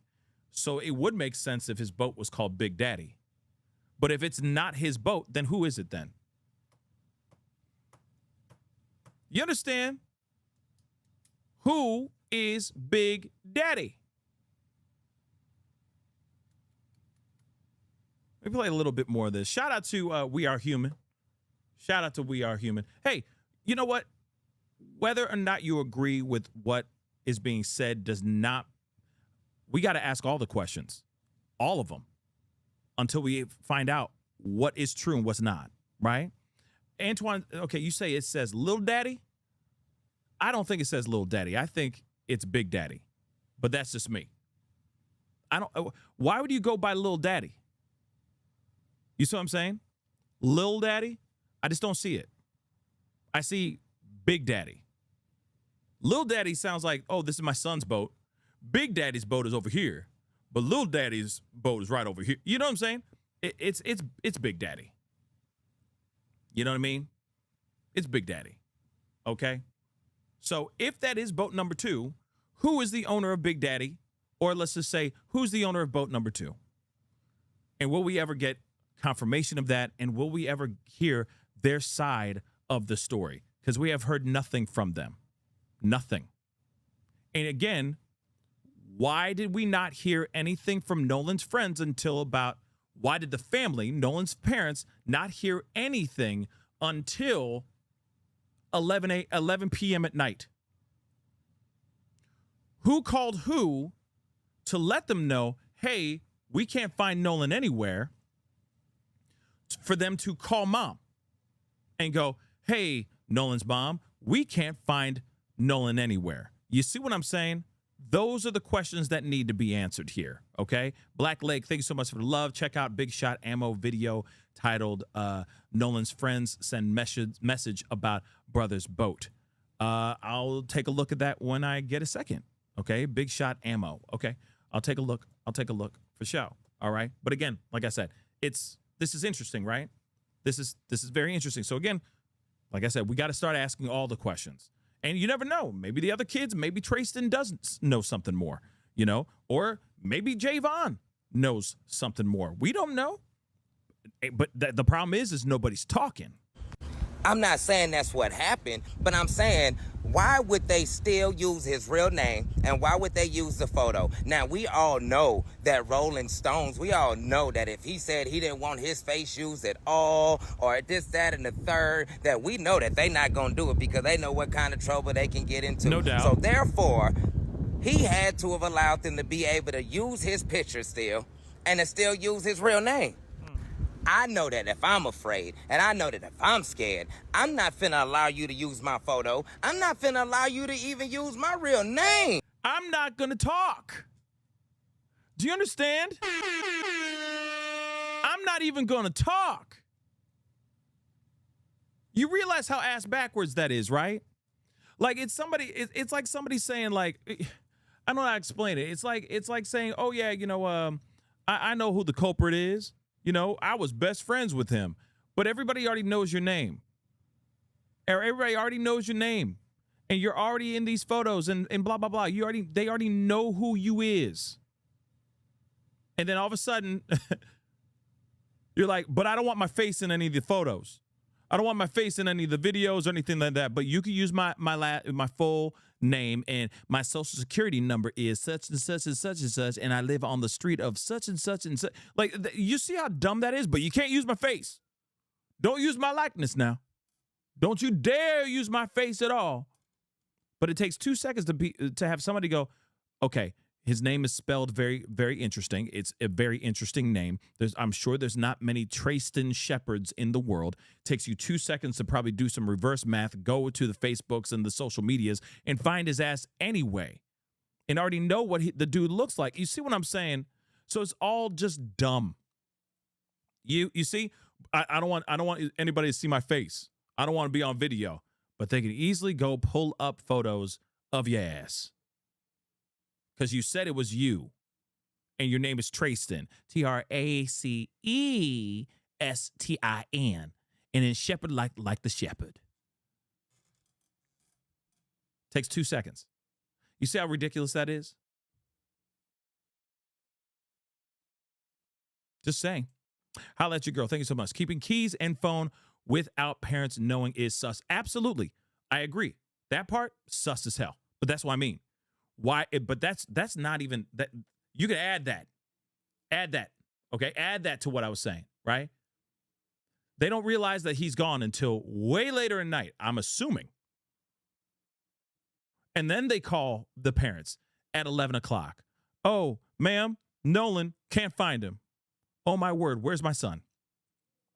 They held on to his keys, held on to his phone. Why? Why? Makes no sense. What took them so long? When was the moment? And that's the thing.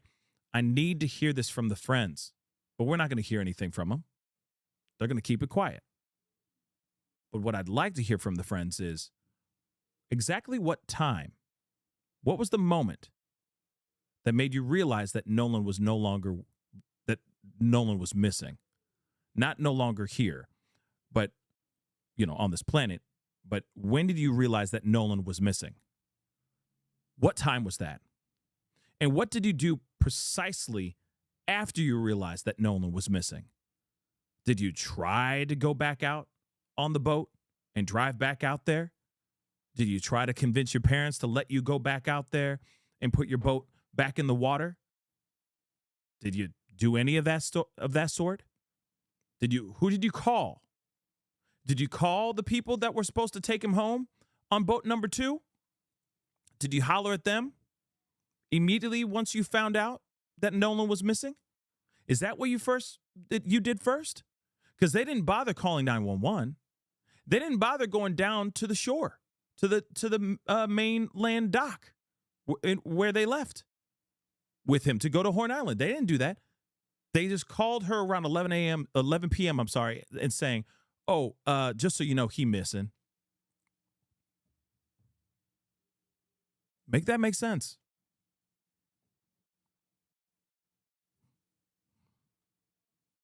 Make that make sense. Okay? We're gonna move on from this. But like I said, something just ain't right, in my personal opinion. All right? But we got a few more things to look at. Let's take a look today real quick. Let's take a look. This morning, we're learning more about the Independence Day boat trip Nolan Wells and his friends took to Mississippi's Horn Island. As part of a records request to the Mississippi Department of Marine Resources, NBC News obtained GPS information for the boat.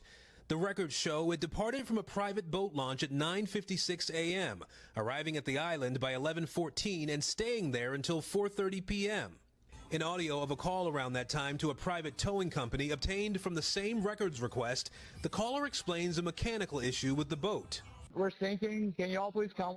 The towing company dispatched reaching out to a local captain for help. it sounds like a bunch of kids on board on Horn Island, and he's saying the boat is sinking. He wants you guys to go out there and unpump the boat and then tow it in.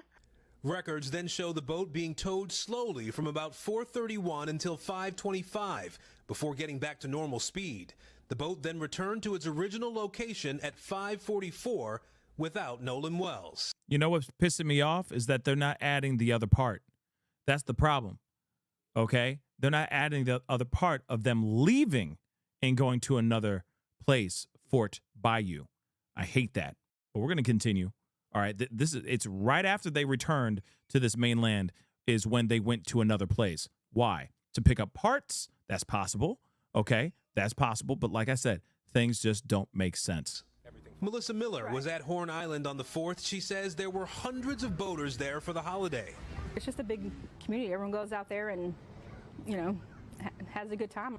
She also says it's normal to leave cell phones on boats and that currents at the northwest corner of the island can be treacherous. Like you can go out. Uh-oh.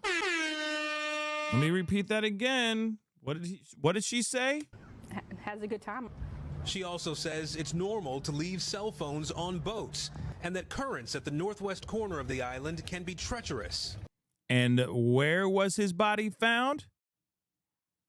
Body was found in that area. They left in that area. His friends, the boat, when it was having issues, was found in that particular area. The party, or where they were at for this 4th of July event, right, was in that very, very area. Again, you got choppy ass water, all right, volatile water. And for some odd reason, his body goes under and still ends up in the same area that the party was at 2 days later. It just, I'm sorry, the math ain't mathin', but let's continue. Like you can go out there just innocently, and next thing you know, the water's, it's like kind of sucking you in, throwing you back out. After speaking with one of the friends on the boat, Nolan's concerned mother reported him missing to police. Hold on. Friends on the boat, Nolan's concerned mother reported him missing to police. Police reported 18-year-old son, Nolan Wells, missing passing at 3 on Horn Island. His body was found on July 6th. His mother struggling as she plans his funeral, posting on Facebook, "This loss, this grief, this pain, it's different. It's insurmountable." Now, one parent has also posted that some of Nolan's friends have been getting threatening messages. The FBI does confirm that it is investigating threats connected to this case, all while Nolan's mother is encouraging people to stay peaceful as she plans to hold his funeral next week. Yeah, and that's tomorrow. Funeral is going to be happening tomorrow. We may be watching some of it. I don't know yet. We may be doing it. We probably will be watching it because from my understanding, it is being live streamed as well. So we will be looking at that. I saw a super chat. Now it's just disappeared on me. Here we go. Holla at you, girl. Thank you so much for the love. Do you think the call was a decoy to, I guess, cover their plot? Oh, I found it right there. To cover their plot. It's possible. It's possible. It's kind of like I'm kind of in that leaving no stone unturned type of situation where we should be looking at all the key players in this case. And some of these key players are black. Some of these key players are white. They could all be telling the truth. They could all be lying. Again, this could be just a very sad situation where he just got taken under and that's it. So the jury is still out on a lot of things, but there is a possibility that they said that just to cover their own ass. Oh, let's just say the bilge pump, we're having issues so we can get the hell out of here. So on and so forth. Like I said, there is a theory that maybe something bad happened to him right in front of them or right around them. And instead of them actually going out of their way to try to find him, they freaked out. They freaked out and conjured up some sort of story. Bilge pump is leaking, blah, blah, blah. Our boat is going down. Anything so we can get the hell out of here so it doesn't look super suspicious. That's why a lot of people are also side-eyeing the phone call. The actual dispatch phone call. They're saying, oh, they are strangely calm in this phone call. And again, in this dispatch call. And I got to be honest. Parts of me go, maybe they were concerned about sounding high or sounding drunk, right? They didn't want to get in trouble because that's some serious issues if you're underage drinking and also operating heavy machinery. So maybe they didn't want to get into trouble, so they're trying to sound sober as much as possible. But then again, maybe they were. Like I said, I can't say one or the other because we don't have all the evidence yet. You see what I'm saying? Something very strange happened here for sure. But was it human error, a tragic mistake, or did somebody do this to him? Because I know everybody in their mama's side-eyeing the hell out of this situation. Okay? Hot Honey has a super chat. Thank you so much for the love. The thing that really had me side-eyeing the friends was them out having breakfast the next morning and saying they weren't out looking for him because everyone thinks they did something. Make that make sense. You know what?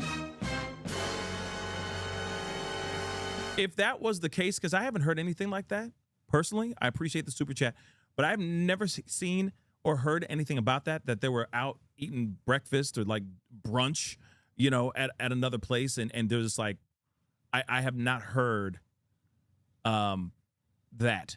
Like, how dare people think that we had something to do with this? So we're going to refuse to help find Nolan? That's weird. That's weird. If I were his friends, I would have been out that night. And I would not have let up until he was found. And if that's the case, if that's true what you just said, you wouldn't find me at a local Denny's just chilling and having a French slam and a smile. Are you out your damn mind? That's terrible. Sean, thank you so much for the love. We just want to know what happened to Nolan between 3 and 5 p.m. Apparently, no one knows. That's the problem. You see what I'm saying? It's like, there's no way no one saw this, man. There's no way no one saw him do anything. That's crazy. You saw how close everybody was at the event. Everybody's literally right next to each other. If something weird was going on, bang, that you saw it. You saw it. You can't tell me that they didn't see nothing. That's nobody saw nothing. I'm screaming cap on that. I'm screaming cap on all of that. Okay? They know something. That's insane. Yeah. Somebody knows something. Somebody knows something. Is it the boys? Is it his friends? Or is it boat number 2? And the problem is that here's my problem, y'all. Just holler at me. Just let me talk real quick. My problem is this, okay? Because everybody and their mama going crazy over these boys, right? Everybody and their mama going ham on these boys, which understandably makes a lot of sense. I totally understand, right? But here's the thing. There are so many other people. There's so many others that were involved. Where are the other people? We're putting so much pressure on the boys. I get it. But there were more players to this case, to this situation that saw him last. Let's not forget Katie. Now, I get it. Katie has been cooperating with police. That doesn't mean that she didn't do nothing. That doesn't expose her innocence. Everybody and their mama, all over the friends, understandably. But where the hell is boat number 2? If that is true, if he really was going to go on another boat, who was that boat? In fact, hold on, let me get this here really quick. I'll let you, girl. Thank you so much for the love. Ain't nobody got time for that. Ain't nobody got time for that indeed, okay? But here's the thing. Let's just say he said, hey, man, I'm going to go hitch a ride with somebody else. All right? I'm going to go hitch a ride. Say he never said it. Say he never told them who he was going to hitch a ride with. Let's just say Let's say he said, no worries, fam. I understand. Boat's broken. I'm going to go and hitch a ride with somebody else. Let's just say that. Was there any conversation with anybody else? Did he walk up to somebody and go, hey, you think I could get a ride? And if that's the case, who are they? Who are those people? Real talk. Who are those people? He turned to somebody to say, hey, fam, I need a ride. You mind if I hitch a ride with y'all? No problem, man. We'll be leaving in about an hour or whatever. Who are those people? Like I said, we are obsessing over the boys, over his friends. I get it. I get that part. But we also should be very, very obsessed about this boat number 2. Because if we find out that his friends are telling the truth and they did nothing wrong, then who is boat number 2? Here's the other thing. If there isn't a boat number 2 and we find out that there was never any setup where he was going to take a ride on another boat, then that also shows that the friends are lying. You understand? Then we're catching them in a lie. That's why I say we all should be shifting our focus, not only just keep having our focus on his friends, but we should be focusing on boat number 2 and who boat number 2 is. And we need to start asking questions about them and what was said and what they saw. Because if these guys were too busy getting their boat towed, they would not have seen what was going on with Nolan as he was talking to the people who are going to take him home on boat number 2. Could that be Javon? Could that be Trayston? We don't know. Problem is no one's speaking up and saying, yeah, I'm the one who was supposed to take him home, but we didn't see him. He just disappeared. Blah, blah, blah, blah. You see what I'm saying? So that's the problem here, guys. That's the problem. And yes, we should be focusing on the whole story. So not just one side, not just the front half. We need to be talking about that last half too. Because the last half could show something completely different. Shonda, thank you so much for the love. Appreciate it. No one is in the clear at this point. No one is. Damn right, no one is. No one should be until things get unearthed, right? Holla at your girl. Thank you so much for the love. The reason why is because maritime law. Let's see. Yeah. Maritime law, different. You know what I mean? And again, they have to make sure that their issue's on point. They really, really do. Okay? And yes, numbers 6555. Let me just be real. Yeah, everybody's innocent until proven guilty at this point as well. All right? So, interesting. Something sinister could have happened to Nolan or nothing at all. And that's what's so frustrating about this case, right? Well, let's go over to Hype News here really quick. Take a listen to a little front half of this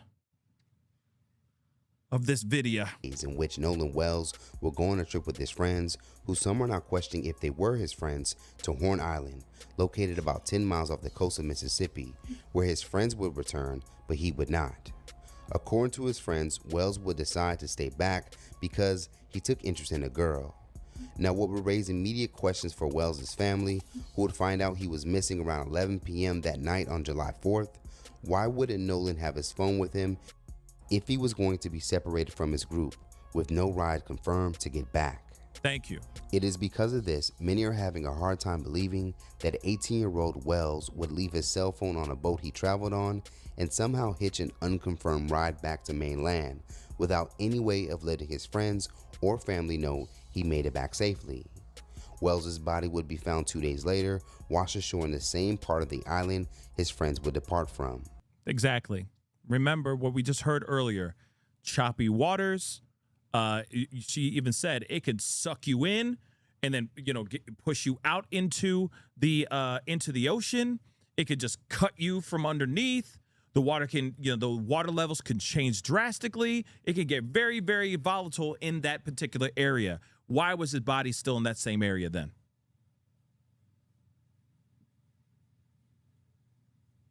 This seems, like I said, it just seems weird to me. And no, I didn't see anything about Nolan's grandfather saying anything, but I'll take a look and see if I can find that. Now, a part of his mysterious death lies race, given that Wells appeared to be the only black person amongst his group of all white friends that would travel to and from the island. Now, according to his football stats, Wells is described as being 6'1" and approximately 180 pounds, which has become another reason for some that his passing can't just be a simple drowning, because someone should have noticed him. Now, to note, there are no lifeguards on Horn Island, meaning that there isn't someone always watching the island's visitors. According to CNN's description of the island, there are no facilities, no drinking water, no structure, and no emergency services on site, meaning the island comes with a level of risk, or for some is the perfect place for a crime scene. On Friday, Wells' mother would take to Facebook to cut through the noise of commentary and racial division by speaking out that she just wants to know what happened to her son that day. Now, despite new GPS and audio information being released and the local sheriff's office investigating the case, Christine Wansley would admit she still has no idea what happened to her son 14 days later. My husband and my goal has and will always be to find out what happened to our son, Nolan Wells. Don't ever get that confused. From the looks of her statement, it appears that her form of justice is finding out what exactly happened to her son. While it also exposes a huge issue for many, why haven't authorities given her an account of what happened to her son that day? I'd like to know that as well. What's up with that? Like I said, none of this is making sense, guys. None of it is starting to, like, I want them to start piecing these things together, right? Okay, Hot Honey, thank you so much for the love. So if they're saying they last saw him at 3 p.m., where were they and Nolan until 4:31 when the GPS showed them leaving the island? That's the question I'd like to know too. Maybe they were spending that hour and a half trying to fix the boat, fix the bilge pump, maybe running it over and over and over again, because again, that is a serious problem. Let's be real. That is a very, very serious problem. Okay. I like I said, you never know. You never know. Like I said, these guys, these friends could be telling the truth, but then they could be lying. That's the problem. Everything, the timeline is still not timelining for me. If you really had an emergency, and sure, you may have been fixing it en route back to the mainland, I'd be going straight to the mainland and not moving anywhere else. That's just me, though. I'd pack up my stuff. I'd be like, guys, it's a wrap. We don't need a joyride on this boat right now. I'm not risking it because I do not want the bilge pump to break or have any issues while we're in the middle of the ocean again. And I'm putting it back on that trailer, and we're kicking rocks going back home. And we're going to continue partying, back at the home or something like that. But no, they took that boat and they went out to Fort Bayou. Why? Why did they do that? And again, it could be to fix it, but that doesn't make any sense. I'd put it on the trailer and drive that thing on the trailer out to the place where it needs to get fixed to fix it, because I wouldn't want it to break down or sink in the middle of the ocean with all my friends on it. You see what I'm saying? So that's just me personally. Okay. I got questions about that. But here's the thing.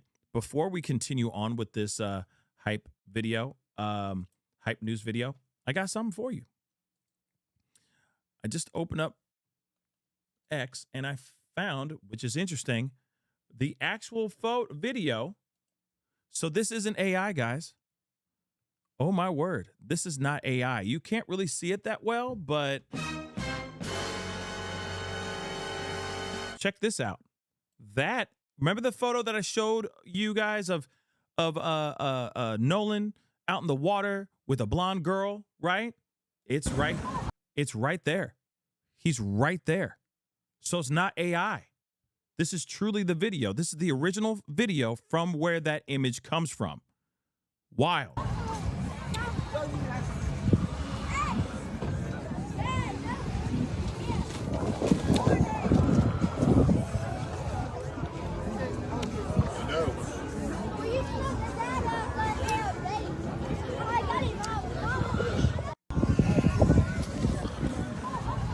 Now, here's the thing. Take a look at this. This is a little bit different. Remember what we saw earlier?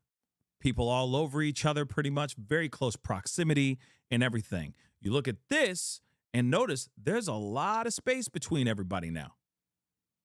Other people are not all next to each other, blah, blah, blah. So there is still the possibility that maybe someone did not see him go under when he did go under. If he did go under. You see what I'm saying? If you saw, it's going to pan around. I'm just going to mute it. But if you notice there's a lot of space. That's a lot of space, y'all. Interesting, right? Whole lot of space.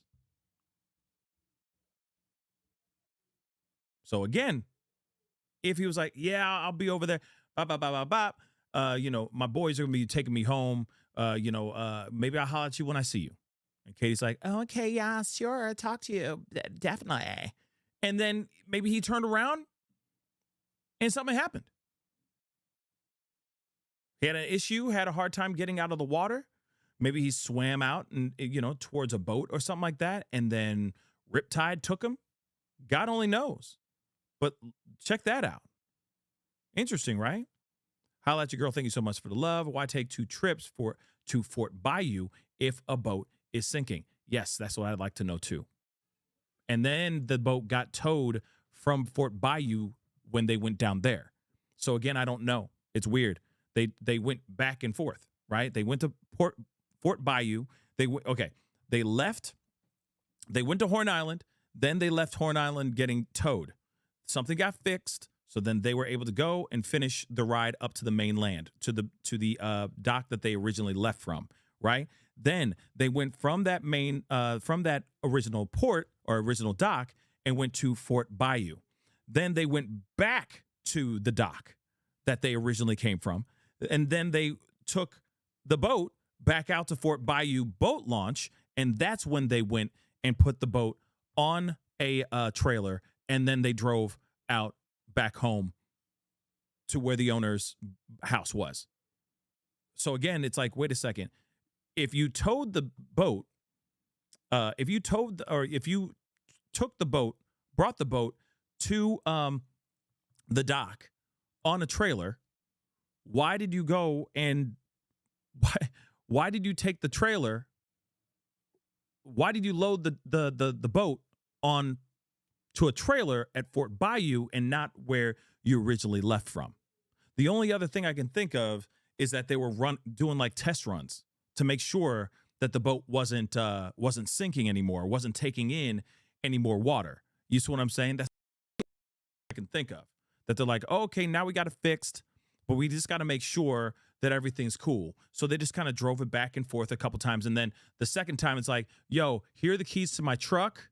Drive out to Fort Bayou, and we'll see you at Fort Bayou at the Fort Bayou boat launch. And then we'll take the boat onto the trailer then, and we'll go home. That's the only other thing I can think of. Let's just make sure everything's cool, everything's all right, and we'll make this thing happen. And then that's exactly what they ended up doing, right? Possibly. Again, all of what they did could have been 110% innocent. But again, the timeline is still weird, right? Timeline is still very, very, very, very, very, very weird. Okay, but again, look at that footage. That was footage. So again, what happened here? Very, very interesting. Very, very interesting nonetheless. So I'm quite curious. Okay. Very curious about this. Let's play a little bit more of this hype news clip here real quick. All right. To note, at the top of Nolan Wells' mysterious death, Jackson County Sheriff Ledbetter would express he didn't see any signs of foul play initially, causing some to accuse him of trying to cover the incident up, and showed how unjust the system can be when dealing with black lives. But now, as more and more people continue following the case, it looks like that he and his office will take a pivot, as a grand jury will now examine all of their findings that will hopefully reveal some questionable accounts about Nolan's death. Now, it is because of this lack of information and the fact that many don't know what happened to Nolan when he was reportedly last seen at 4 p.m. that day by anyone, after allegedly seeing his friends at 3 p.m. has caused a series of theories to take place, along with the most recent information. Boat data came in from Nolan Wells. Okay, you did a whole lot of damn traveling for that boat to be damn messed up. Look, at 9:56 a.m., that boat leaves to go to Horn Island. Okay, green, that's fine, ain't nothing wrong with that. Look, the boat arrives at 11:14 at Horn Island. Fine, that adds up to me, right? Then you leave at 4:31 p.m. All right, so y'all had a good little time, but I don't know if Nolan Wells was on that boat or not. Something tells me that he was on that damn boat. Look, this is where it gets real fuzzy. From 4:31 to 5:52, they done took a damn U-turn. They went somewhere and they went to Fort Bayou. Okay, well, I thought the damn boat was messed up. You were supposed to go from Horn Island back to the dock. Y'all took your ass to Fort Bayou. Why? That's what I'd like to know too, but I'm sorry, I gotta say it. I gotta say it. Okay. Imagine if she was getting cheated on. You know what I mean? Oh man, she ain't one to be played with. I'll just tell you that. She gonna have receipts. You already can tell. And she go pull out the whole dry erase board with the bullet points and everything and be like, this is how I know you cheating. Look at this. No, but she ain't wrong. She's asking the questions that we all want to know, right? She asking all the questions that we want to know, right? It's like, this is the reason why you want an LLC for your business. Here it is. You know what I mean? Nope, nobody? Okay. But she ain't wrong, though. She ain't wrong. The timeline ain't timelining. I agree. Timeline ain't timelining. What was there? The boat was messed up. Why would you go there? Look, then you leave Fort Bayou and you return to the original spot at 6:06 p.m. So from 4:31 to 6:06 p.m., there is fuzziness in here. That's about an hour and a half. If I'm not mistaken, about an hour and a half. Something happened to Nolan Wells in between this time right here. For them leaving that damn Horn Island to returning back to that, something happened at Fort Bayou. I agree. And what's crazy, though, isn't it crazy that she literally pulled this out of her garage? She has what I want to know is what's wild is she got a whole dry erase board in her garage. She pulled it out. She in the driveway explaining this to fam. The math ain't math, and here it is. All jokes aside, I see her point. And it's weird because even after that, I think she does say something further. Even after that, it wasn't until about 7:19 or so that the boat was actually put onto a trailer and sent back home. But they went back to Fort Bayou. You see what I'm saying? Went back to Fort Bayou. So again, the math is not mathing. Yeah, I need a whiteboard. That's what I need. I need one too. From now on, and a laser pointer. I need a whiteboard and a laser pointer. You know? Or like even like one of those digital kind of like flat screens, you know, where I got a clicker, you know, and I got a PowerPoint presentation, and all I got to go is, you know, click on the thing and it goes to the next slide and go, please explain to me the math behind this ish. But yes, like I said, she pulled this. How often do you have somebody who has a dry erase board in their garage?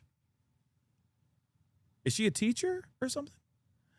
And she got she color coordinated. You know, see the pens and stuff color coordinated up on the right hand, right behind her, right hand corner of the video. Nobody sees that. She ain't playing. She knows what she's talking about. And it's color coordinated. Okay? She ain't playing, man. She even got orange. She got an orange marker. Okay? She don't even need the orange marker. She just needs red and black.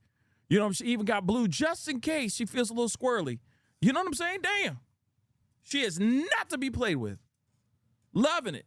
Loving every minute of it. Loving every minute of it. Let her cook. Yes, it did. Yes, it did.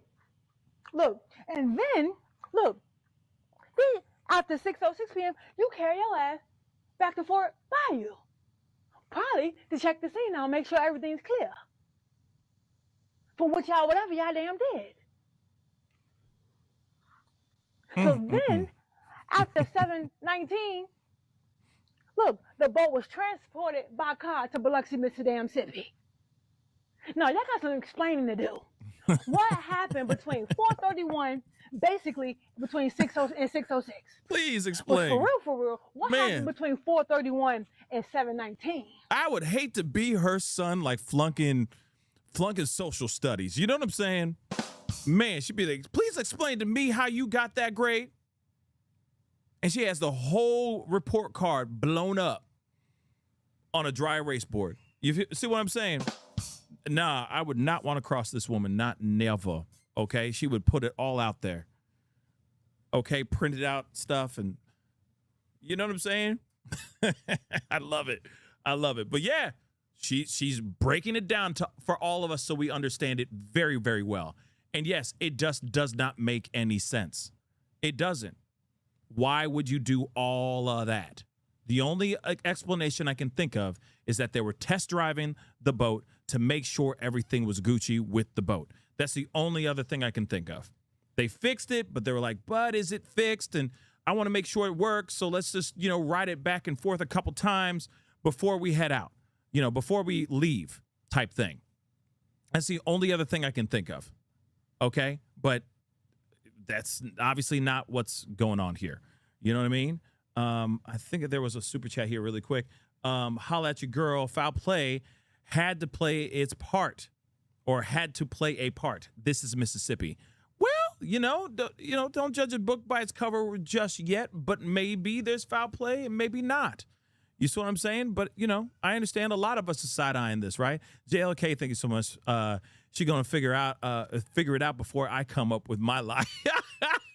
No kidding. You know what I mean? Like, nope. She'll be like, I already know. And she turns the whole freaking, there's a backside to the whiteboard. Watch. She'll be like, oh, no. And she's flipping it. Like, oh, damn, she already knows all my excuses. Damn, she wrote them all out. Damn, surprise, surprise. You know what I'm saying? So, shoot. That, you do not want to be on her bad side. Let me just say that.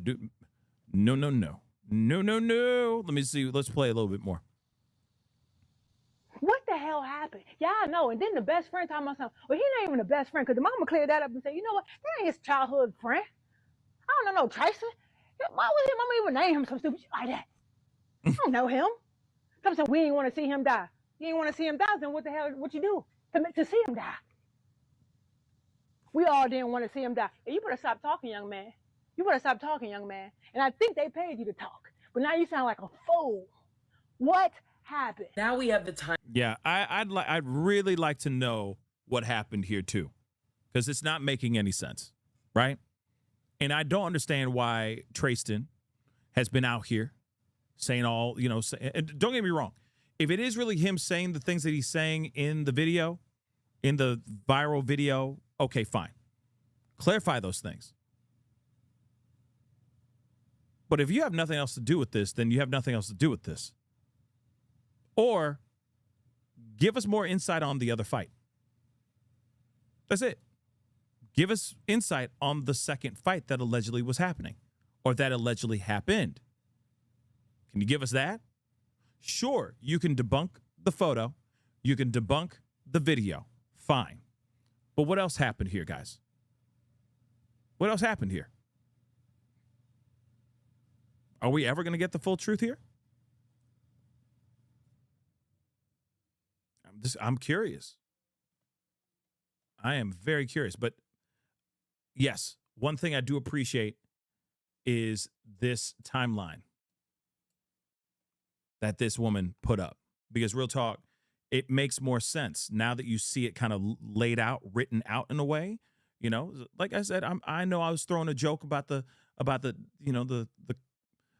multiple colors in the white erase board, okay? But this is it's helpful now because it's like, wait a second, You went there, then you went there, then you went there. You went there, you went to another place, then you went back to the dock, then you went back to the to Fort Bayou, and then that's when you left. And it's like, wait a second, that doesn't make sense.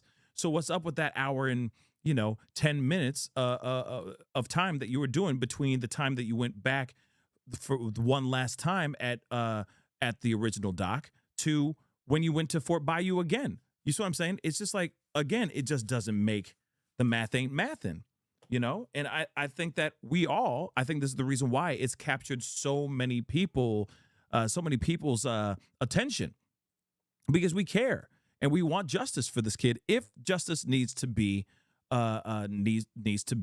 made, but something's not making sense. But again, maybe that's just maybe that is the tragedy of it all, that it just won't make sense, and that it has nothing to do with foul play, and that it's just a freak accident that just happened.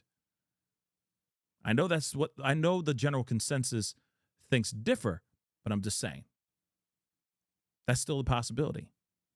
It's frustrating because there are a lot of people going out of their way to make this about something that it doesn't need to be. People are really being mean for no reason. People are sending hate mail now to Nolan's mom. Why? Why do that? Why send photos, anything of that sort? And what's really sad and scary is that you're letting them know, we know where you live. That's number one, which is really messed up. And then two, you're going out of your way to try to turn this into something that a lot of people are trying not to turn this into. There are a lot of people that are, don't get me wrong, there are people out here that are just trying to make it be something that it's not. But there are a lot of other people that just want to understand what actually happened. And they're side-eyeing the people that are involved in this situation, not because of racism, not because of the color of these kids' skin, but because they want justice. They just want clarification and more of a accountability and transparency of what happened here. But you got kids or people, families getting death threats. You got people sending out hate mail, snail mail, by the way, snail mail to these families that are just wanting to know what happened to their kid. That is it. Okay? So you got Nolan Wells' grieving mother says someone sent a cruel piece of hate mail straight to her home, mocking her push for answers about her son's demise. So Christine shared an anonymous mailing on Facebook, a photo showing Reverend Al Sharpton and attorney Benjamin Crump supporting her alongside her husband Elmore, now defaced with arrows pointing from the men toward Christine and dollar signs, seemingly implying they were exploiting her for her grief for money. So look at this. You can see right here for yourself the money signs and all that, and they're looking. It's almost like they're looking at the money, right? This was literally sent to her from somebody from Denver, Colorado. You can see right there. It says Denver, Colorado. They sent it out on July 15th of this year, right? So again, this is weird. And then it says, whoever sent this to my home, may the good Lord have mercy on your soul.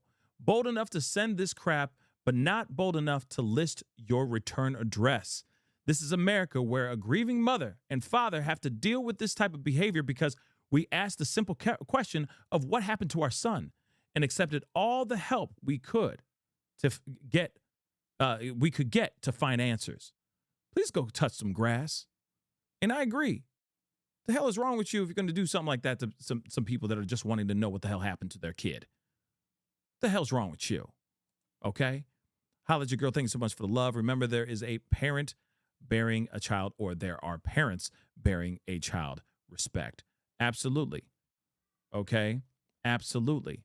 I agree. And again, why would people go out of their way to do that? Just because they talked about the fact that he is a black kid in Mississippi, at a predominantly white party and he lost his life in a very mysterious way. There are a lot of people that are running with the race thing hard, and they have nothing to do with this case. They have nothing to do with this kid's life. You know what I'm saying? They're not even a part of the case. People are just going out of their way to say whatever they want because they just say, oh, well, he's black, so therefore it's one way. Or, oh, those kids are white, so it's another way.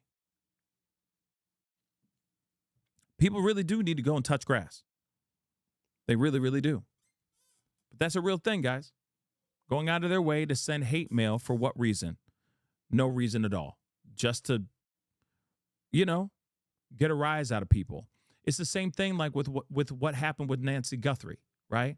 People going out of the way to do stupid stuff just so that they can be a part of a headline, And I'm telling you right now, FBI is looking into that. FBI is most definitely looking into that kind of stuff. There should be zero tolerance of this kind of nature, okay? There should be zero tolerance. Because again, this is still a threat to the family. Tells them, I know where you live. I know where you live. And there's already stories about them saying like, oh, the parents are doing backflips because of the amount of money they've raised. No. You don't think that they'd rather have their kid alive in their home?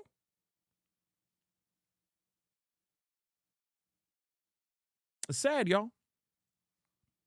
It's really, really sad. But leave these families alone, man. Yeah, go touch rock. Go touch rocks. Go touch grass. Kick rocks. Touch grass. In fact, cut that grass. You probably do need to do that all the time that you're spending focusing on a grieving family. Probably don't even know that your grass is beyond an HOA is about to be knocking on your door. Okay? Shoot.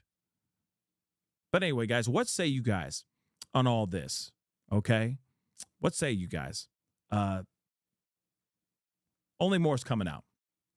Slowly but surely, we're getting more and more videos, more images and all that, and we're going to get more. Trust. Okay? Trust. We're going to be getting more.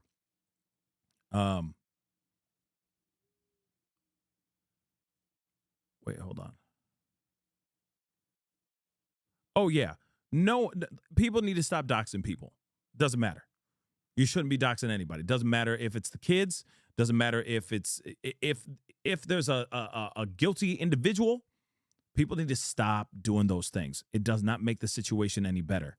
It makes things worse. Okay? It's bad. So we'll see what happens here. We're still waiting on more information, more proof, more truth, etc. But when it does come out, we will be talking about it.